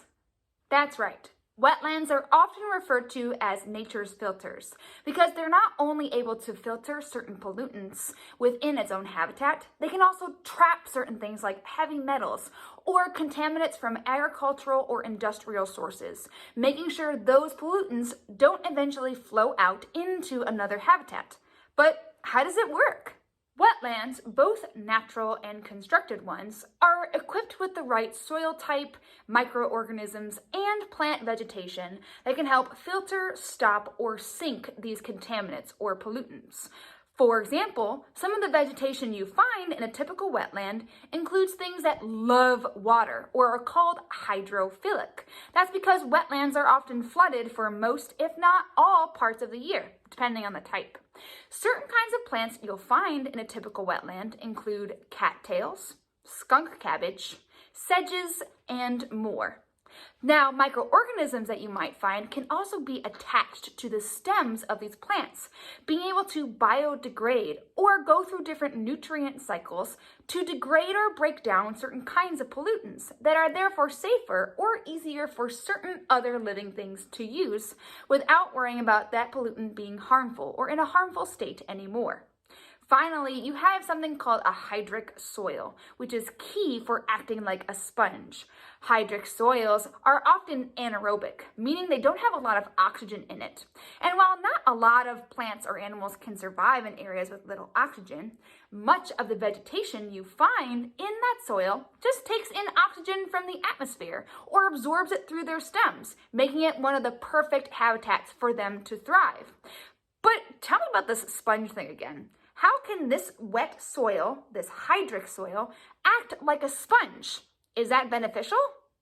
Here, let's try an experiment using items that could act like a wetland habitat and see what happens when there's either heavy rain or water traveling into the wetland, carrying different kinds of pollution. See, these hydric soils act like sponges, just like the sponges you see on the screen here. That's the wetland space. Now, this sponge-like feature, along with the vegetation you see, is key for filtering out pollutants and preventing flooding. On the other side, there isn't anything there. That could represent something like a road or a concrete slab. No water can soak through there. Now, when something like rain or a flood happens, the running water is going to meet up with the wetland. And the sponge and the plants in the soil act like a sponge, trapping much of the water and slowing it down. It also contains many of the pollutants that was in the water runoff. Look, you can already see it starting to gather some big materials like sticks, moss, and more. Whereas in the concrete area where there's no sponge-like soil, it runs straight through into our container. Excess nitrogen and phosphates can also get broken down in the wetland by microbes or settle in the soil. Then they get absorbed by the roots from the plants and are turned into less harmful elements. Other pollutants might get broken down by microorganisms in the soil and through a chemical process be released as something less toxic. Finally, floating plants may take and store heavy metals found in sediment runoff. Since wetlands don't contain moving water, this is all done in one spot, so the pollution doesn't spread while it's being filtered. Whew, okay, I think that's most of our water. And already we can see some big differences between what the containers have collected below. First, let's look at the container from just a concrete area where there's no wetland space or really any plant space. I can see in the container that it's almost fully flooded and it's super dark. That could be any soil sediments, metals, industrial pollution, and more that's run off right from concrete and into some larger body of water, like a lake or a river or even the ocean. But if I take a closer look at the wetland container, look, there's barely any water inside. There's also not as much soil, and it's way cleaner. That must mean that it was able to soak up most of the water that traveled through the wetland and trap any of the bigger materials. That way, less pollution will end up flooding or getting into larger bodies of water. Nice work! Of course, too much pollution is still very harmful to a wetland. Most of the wetlands we see in urban spaces are constructed wetlands, built for the purpose of filtration and flood control. However, for any wetland, scientists have to keep track of the health of that habitat and surrounding ecosystem. And they can do this in a variety of ways. One is by testing the water quality. The other is by surveying the biodiversity there. One organism that is a great bioindicator for the health of an ecosystem is an animal like a salamander, or this guy. A bioindicator is an organism that is used to identify the health of an ecosystem. Amphibians like this tiger salamander are often used because of their sensitivity to pollution, and that they rely on habitats with access to clean land and water. This tiger salamander, for example, lays its eggs in wetland habitats every year. It also needs to keep its skin wet and can absorb water using its skin. That means this animal can take in contaminants that may be in the water and make it sick. So the presence of some amphibians is a great sign to the health of a nearby space. Wetlands are vital to many organisms. Here in Michigan, almost every amphibian, reptile, and most mammals rely on wetlands at some point throughout their life, or needed to find essential resources for their survival. Therefore, it's up to us to help learn, protect, and revive as many wetland habitats as we can, not only to help benefit those organisms we find out in our natural world, but even to help benefit our local human communities. Thanks again, everybody, for joining us as we learn more about the importance of wetlands and how we humans in natural areas can help combat, filter, or reduce the amount of pollutants that get into our natural spaces. Make sure to try the oil spill activity at home using different tools you might have that could help soak it up. Or try the wetland activity using different sponges to see just how much it can absorb and filter. Make sure you also take some time to get outside, whether it's a hike in the woods, around your neighborhood, or even visiting areas like the Leslie Science and Nature Center. Make sure to do your part and enjoy this natural world as we focus more on restoring the earth and keeping things balanced for all living things, us included. Thanks, everyone. Hi, I'm Galen Hardy, and I'm a Community Engagement Specialist with the Office of Sustainability and Innovations Department. Next up, we have a presentation from Katie Adams of the Ecology Center. Happy Earth Day, Ann Arbor. My name is Katie Adams from the Ecology Center, and this is my son, Graham. Today, we're going to demonstrate how to do a home waste audit in honor of Earth Day. What's a home waste audit? A home waste audit is a close inspection of the waste that you're creating in your home. Ooh. Looking at we're going to take the weights of all the different types of waste that we create and look at specific examples of the types of materials. That's cool.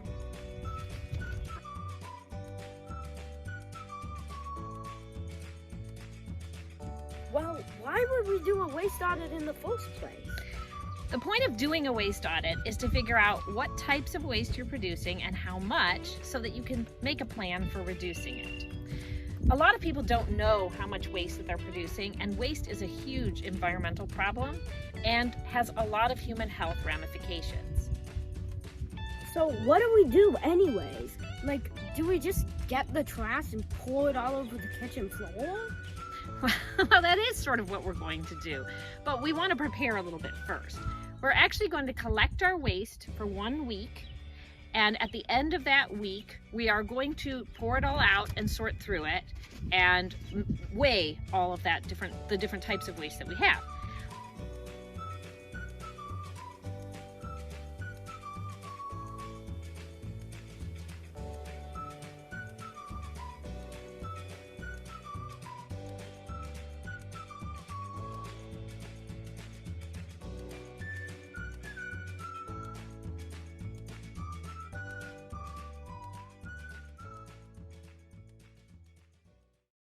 Hey, Graham. Are you ready to get started with our waste audit? Yes. Okay, now we need to lay out this tarp. Yep. This tarp is going to help us make sure that we don't get any waste items on our nice, clean floor. And now we get to do the fun part.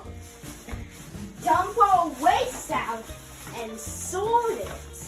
Yeah, the fun part. But you know what? Before we start dumping our waste, let's get suited up.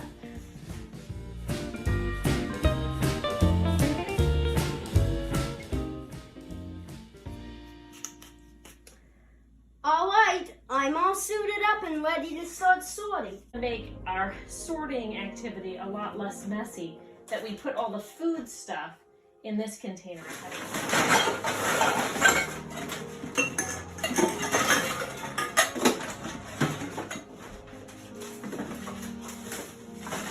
Looks like we've got a lot of waste. Wait!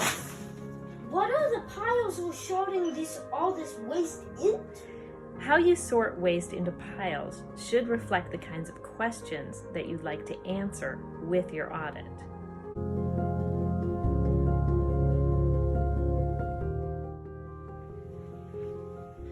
Okay, so in order to get really prepared for a waste audit, we need to have a data sheet to write down the weights of our waste.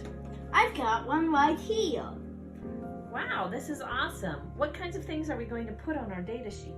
We're going to put a recycling section, which has paper, plastic, metal, and glass. Okay. We are also going to have a trash section that has trash that could have been recycled, compostables, and remaining trash. We add up the total trash and we add up the weight of each category, and then we see how much total waste and total weight that adds up to. Awesome. That sounds good. The important thing about an audit is we don't just get the weights, we also take note about the type of trash, because then we can make decisions about how we can eliminate specific things from our waste in the future. Okay. So let's add in a section where we can put some details and notes.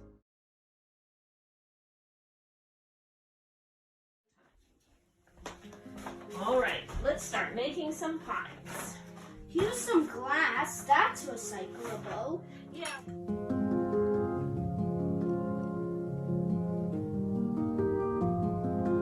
I'm doing paper over here and cardboard.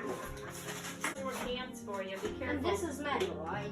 Yes, these cans are made of aluminum. It's the same thing as this aluminum foil here.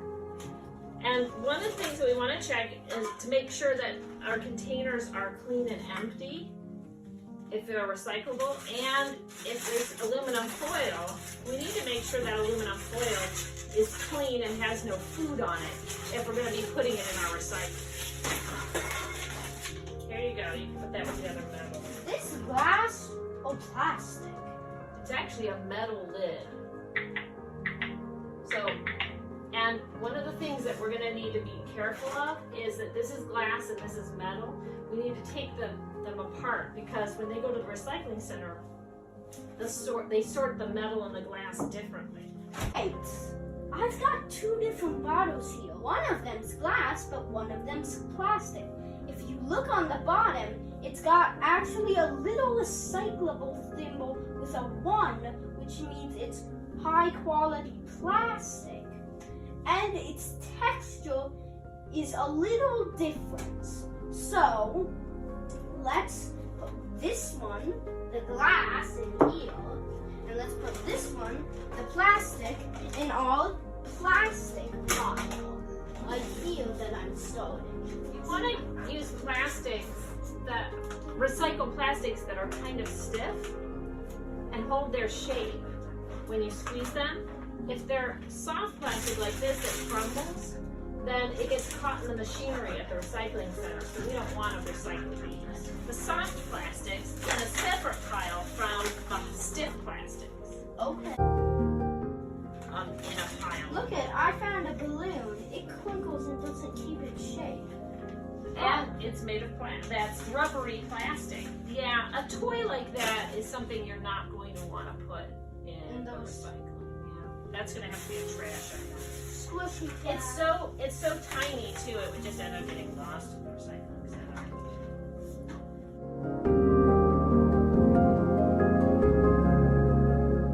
So unlike a piece of junk mail or cardboard, these papers are too delicate to go to the recycling center. They tear really easily and they won't make it through the MRF. So what we need to do is take these and put them in a separate pile. Now, is there anything we could do besides sending them to the landfill?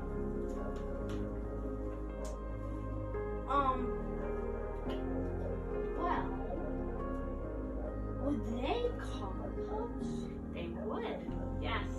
How? Well, the paper is actually made from trees, and so it's made from an organic material. And anything organic can actually be composted. Even that stuff? Even this stuff could be composted. But you know what? It's such strong fibers that it's actually better to recycle it because it can be used again to make new paper. And then we don't have to cut down as many trees.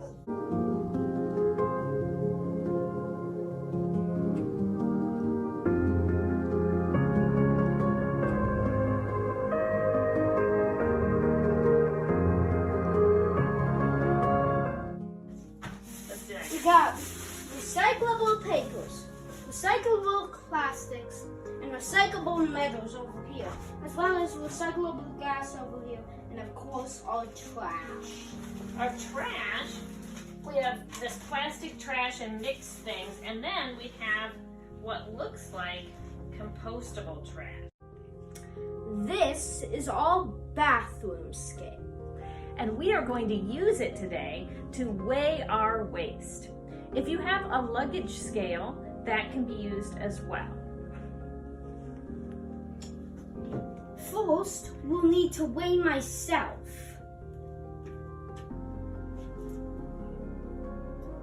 Okay, and that my weight is 75 lb, or pounds.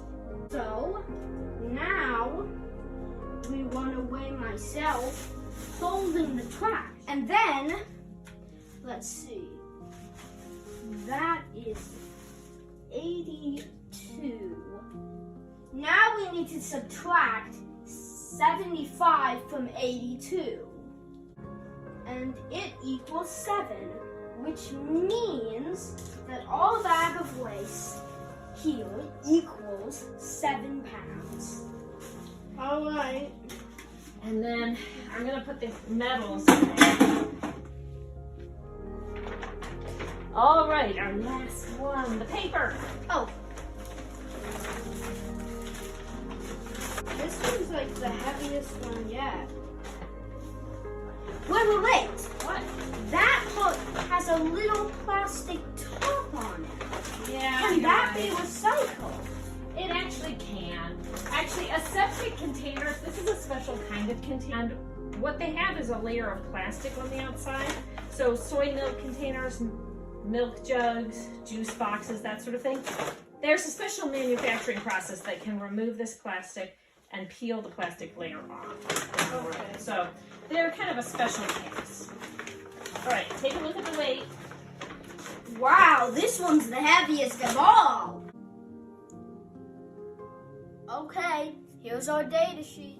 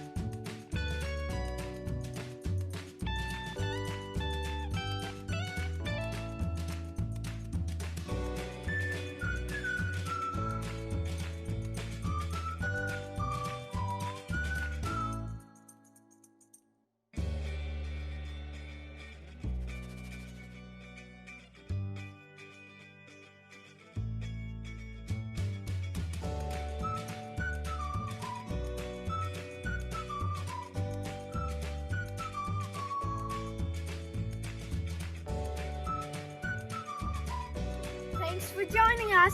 We hope you have fun with your own waste audit. Happy Earth Day from the Ecology Center.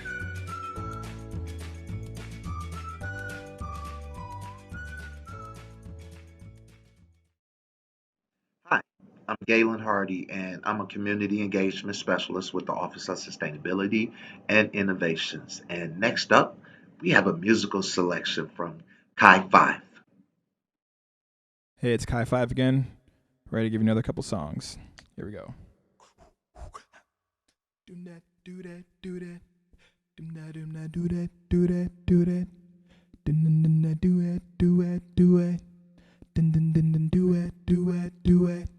Do it, do it, do it. Do it, do it, do it. Do it, do it, do it. Do it, do it, do it.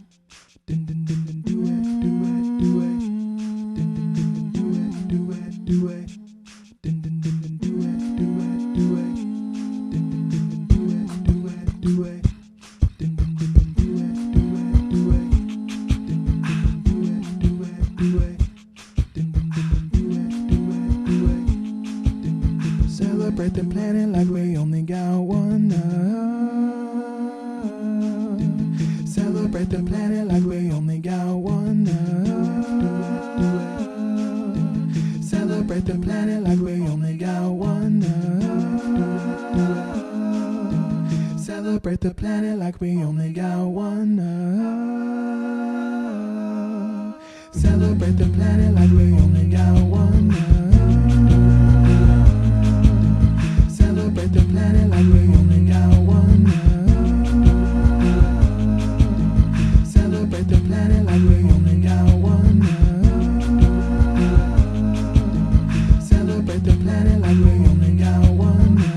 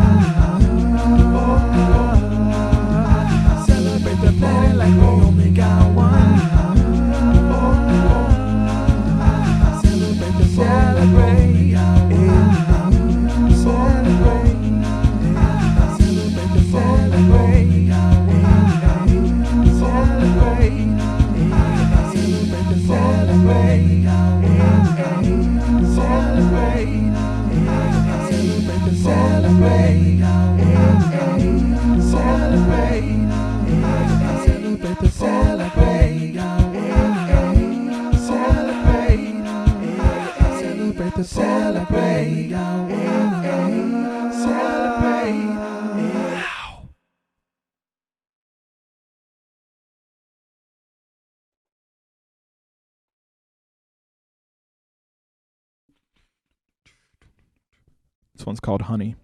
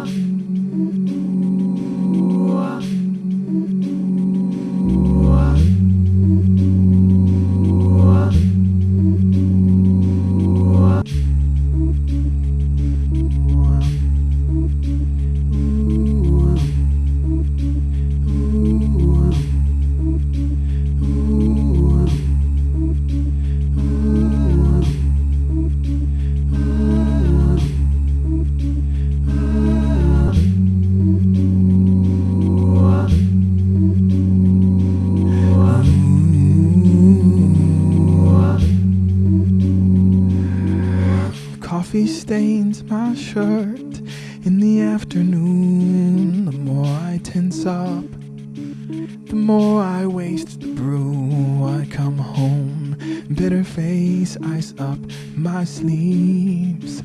She opens her mouth and I remember peace.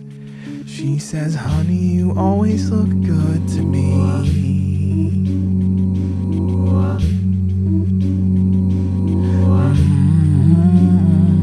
Your mess is cute. She lets me be.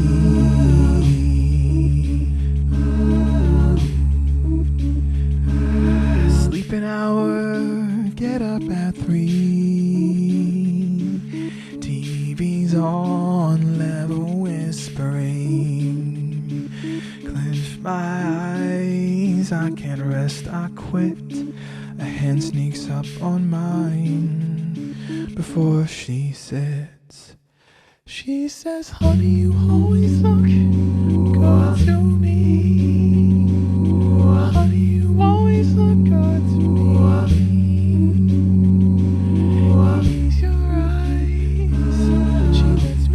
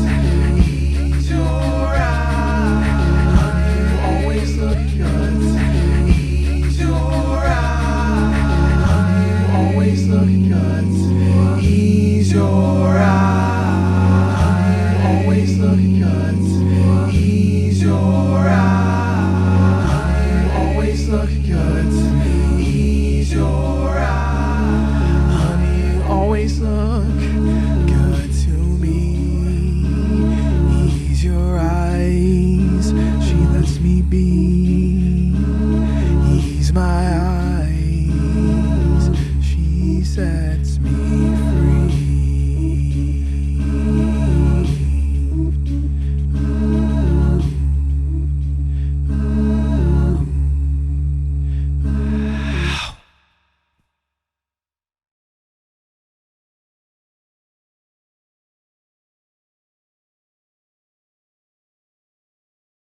So last one's called Sunny Days. Hope you enjoy.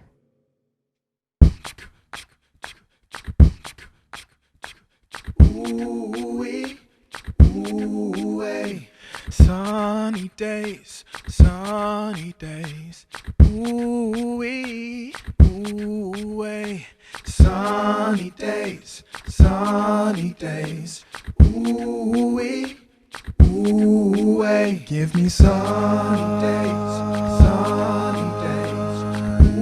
Ooh-wee, ooh-wee. Give me sunny days, sunny days. Ooh-wee, ooh-wee. Give me sun.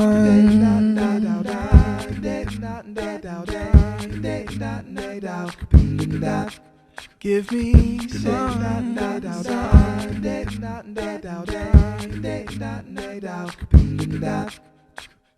Give me more days like this one, day something fun. Don't need no shelter for 12 hours or so. I got a piece of heaven, feels like I won. The shine is flowing, so ready, let's go. Give me sunny days, sunny days. Ooh-wee, ooh-wee. Give me sunny days, sunny days. Ooh-wee, ooh-wee. Give me a rhythm as I swing all around. Keep me dancing in them pouring rays. I love my son.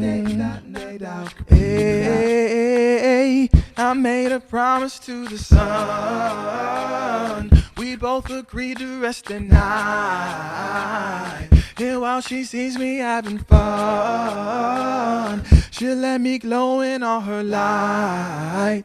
Sunny days, sunny days.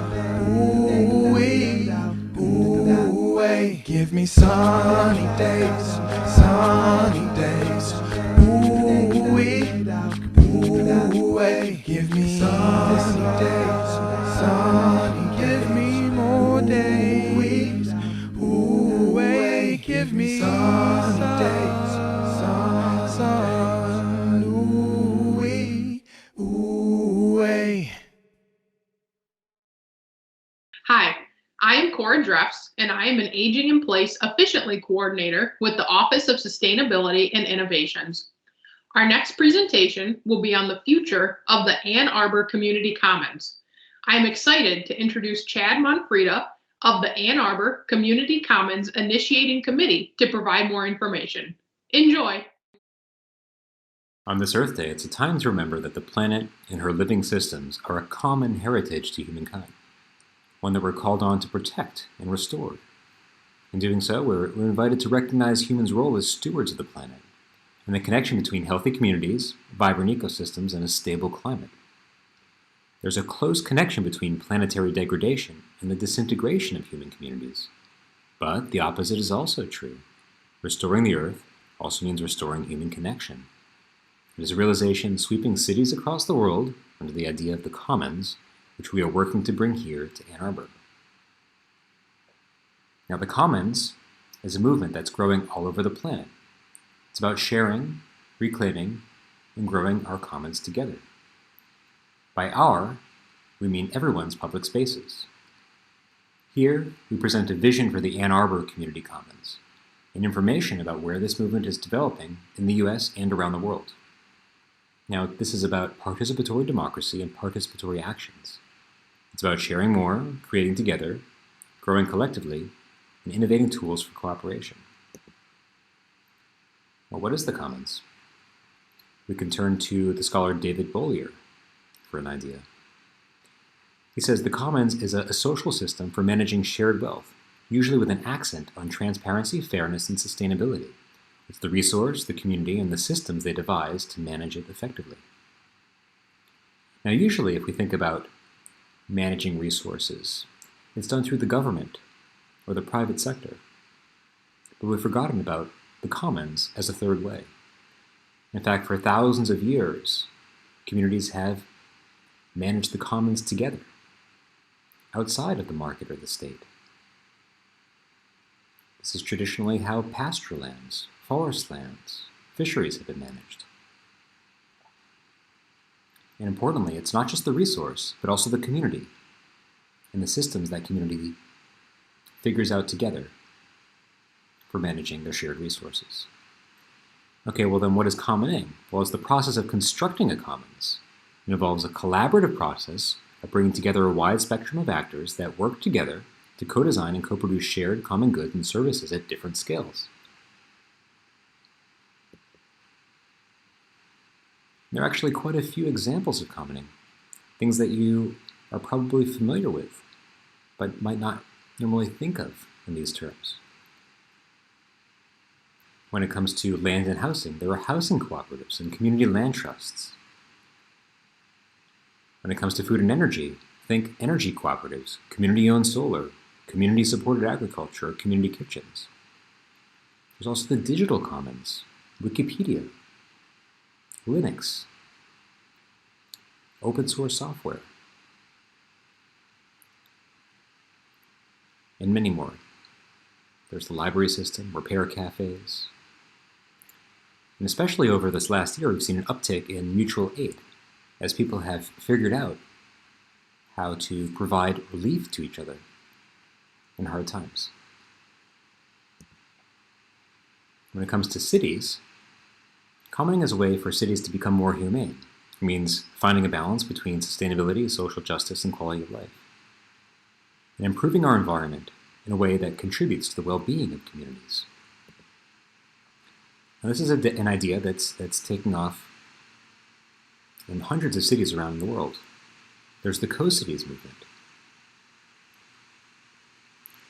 where cities are revitalizing the fabric of declining urban communities and aiming to build the agency of their inhabitants making them happier and helping to vitalize their sense of community. There's a similar idea with sharing cities. Over 80 sharing cities in over 3 dozen countries are looking at ways to creatively manage public infrastructure together with their citizens. In Bologna, Italy, for example, in 2014, the city adopted a very pioneering regulation on collaboration between citizens and the city for the care and regeneration of urban commons, and launched the City as a Commons project. And Bologna is really interesting, where they are developing new institutional models for public commons partnerships. So oftentimes there are neglected public spaces, abandoned buildings, or empty lots that the city might not have resources to take care of, but which the citizens and the people living there want to take care of themselves but aren't allowed to. They're not permitted. So Bologna is figuring out models by which citizens are granted the authority to do that themselves in partnership with the city. And over 500 of these pacts have been developed in Bologna to date. In Barcelona, in Spain, we see the expression of a new radical municipalism that seeks to bypass the current limitations of the nation-state and actually is backed by a majority political coalition and movement. In Barcelona, they're advancing what they're calling a commons collaborative economy, restructuring how the city works with its people, creating online platforms for people to engage public policy, even engage in budgeting, with the idea of strengthening the circular economy, reuse programs, providing training in the collaborative economy, supporting fab labs, maker spaces, work on mobility, turning streets into safe traffic-free places. And likewise in Athens, Greece, they developed an online platform where citizens can map their activities, announce events, submit ideas for city improvements, and connect with volunteers and funders. There in Athens, over 4,000 projects have been posted by more than 400 civic groups through their online platform. So there's a sampling of some activities going on around the world, but how do we bring this kind of thinking to Ann Arbor?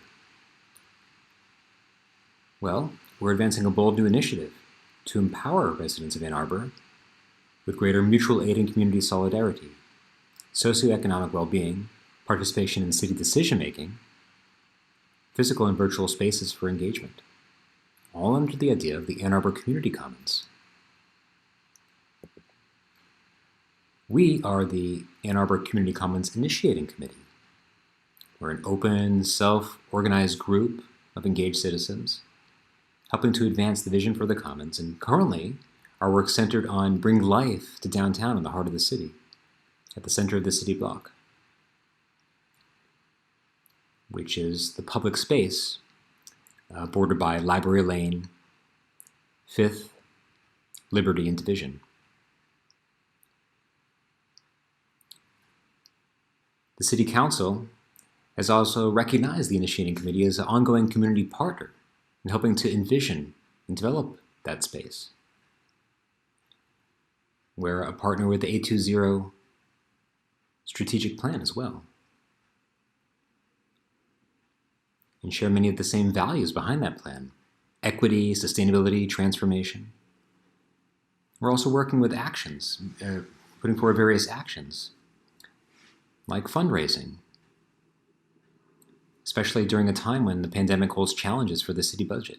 It's important that citizens determine ways to support what they care about. There's a garden, a community garden, that we're installing downtown. We're exploring inclusive financial models, like a community-based digital payment system called Common Good. And when it comes to the digital commons, we're also looking into opportunities for developing community-owned internet mesh networks. So there's a lot going on. Now, when it comes to the city center, the city block, which you see in the picture here, this is a public space that was amended in 2018 into the city charter to establish an urban commons and civic center downtown. And as part of that process, in 2019, the City Council passed a resolution to establish the Center of the City Task Force, which is composed of a group of citizen advisors charged with engaging citizens in visioning, long-term planning, and proposing use cases for the space, and advancing the long-term vision for the center of the city block. Now, the task force, which has since disbanded, gathered and reviewed information, solicited ideas from the community, developed goals and objectives, collected feedback, and finalized a report with a series of recommendations. And here you see one of the open house meetings that they held as part of that process. Now, the report consists of 6 core recommendations, the first of which is to facilitate the formation of the Ann Arbor Council of the Commons. Now, that council actually was just established the last couple of months. The initiating committee was actually instrumental in working with the city to advance these recommendations and get that resolution passed. And we're excited to figure out ways to further work with the council and the city in this project. One of the ways is helping to imagine ways of governing the commons together. So in this graphic, we see a governance proposal. Now, following the lead of pioneers like Barcelona, where in their case, their equivalent council of the commons as a city body can coordinate with other groups like businesses, and here in our case, block partners, the initiating committee itself, and even envisioned assembly of the commons that would open up opportunities for wider engagement from the population. Now, since the task force is a one-off engagement, we think that's important to support ongoing engagement with the people by developing these institutions and ways of working together. That means working together with everybody. We're inviting everyone to take part, including community groups, NGOs, individuals, citizens, businesses. And that includes building out a vision for the center of the city. So you may notice there's quite a bit going on in this slide, but the point is to illustrate how this is a multifaceted exploration that we invite you to participate in.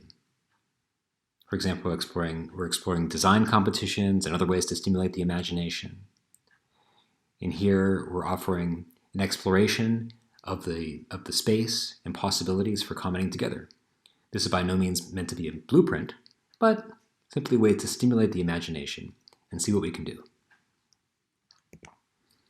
In the near term, you can also join our efforts to create a community garden downtown.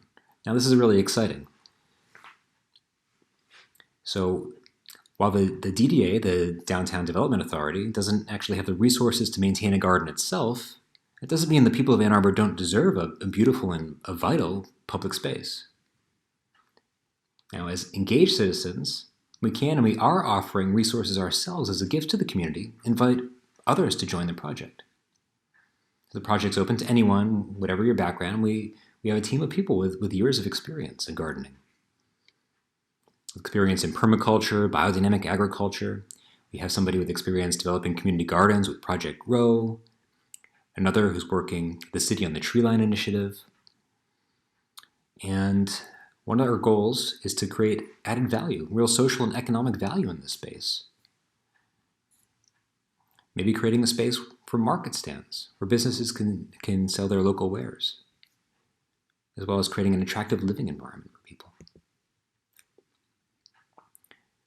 We're doing actions on the ground, like soil testing, preparing the soil and mulching, beautifying the area, contemplating a vertical garden and public art. We'd love to pursue seed saving and sharing, creating a refuge for native plants, resources for pollinators, composting, and all, as well making this a demonstration site where people can learn and take part with their own hands in these activities. And you can join our gardening sessions. You can donate plants or other resources, offer ideas. Please get in contact with us if this is something that sounds exciting to you.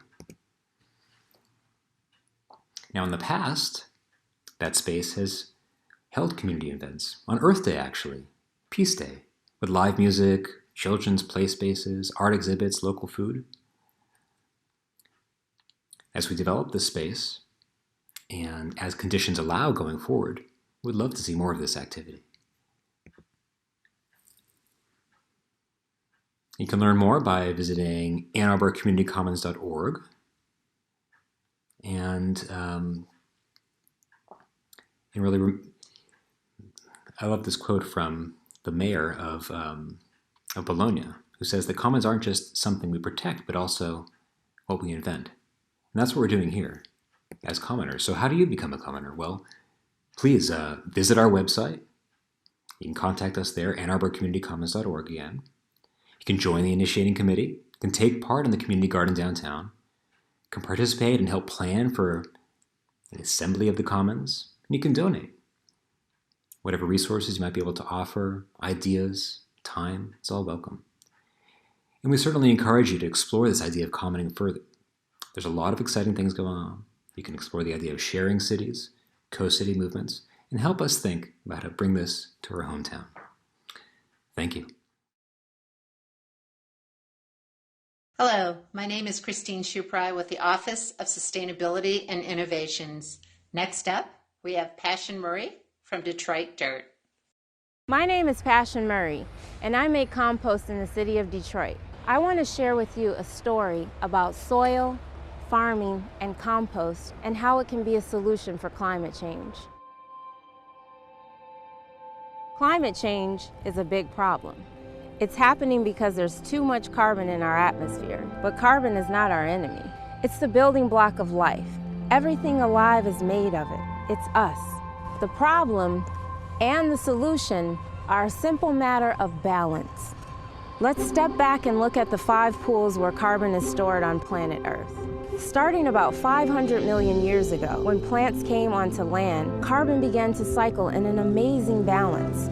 A balance that allowed for life as we know it to evolve. Then one life form, us, figured out how to extract carbon from the fossil pool. We've been burning it for energy, putting it into play, and disrupting that balance. How we manage land and do agriculture is moving even more carbon from the soil and biosphere into the atmosphere. Specifically, we've moved 880 gigatons of carbon dioxide into the atmosphere, which is heating up the planet and destabilizing our climate. Now, the oceans have absorbed a lot of this excess carbon, which is resulting in warming temperatures, acidification, and accelerating a mass extinction of sea life. In order to stop global warming, of course we have to stop burning fossil carbon. The big question is, where do we put the excess carbon to get the cycle back in balance? Remember when I said that soil was a part of the solution? It literally is. Plants, with sunlight and water, perform photosynthesis. They pull carbon in from the air and turn it into carbohydrates, sugars. Then they pump some of those sugars down through their roots to feed microorganisms who use that carbon to build soil. There we go. Carbon moved. The plants pull it in and the soil stores it. Nature's living technology is amazing. Scientists have recently discovered that applying a thin layer of compost one time sets up an ongoing positive feedback loop that brings more and more carbon into the soil each year. In concert with our regenerative practices like not tilling the soil, planting trees and cover crops, and good grazing, we can build and retain gigatons of soil carbon. This is carbon farming, this is regenerative agriculture. More carbon in the ground is good for us. It makes healthy soil. Healthy soil makes for more nutritious food, and it holds way more water so crops are more resilient in the face of drought. That's good news for families, farmers like me, and everyone that eats. The way we grow our food, fuel, and even our clothes either puts carbon into the atmosphere or pulls it down into the ground. The regeneration of soil is the task of our generation. Our health, the health of the soil, and the health of the planet are one and the same.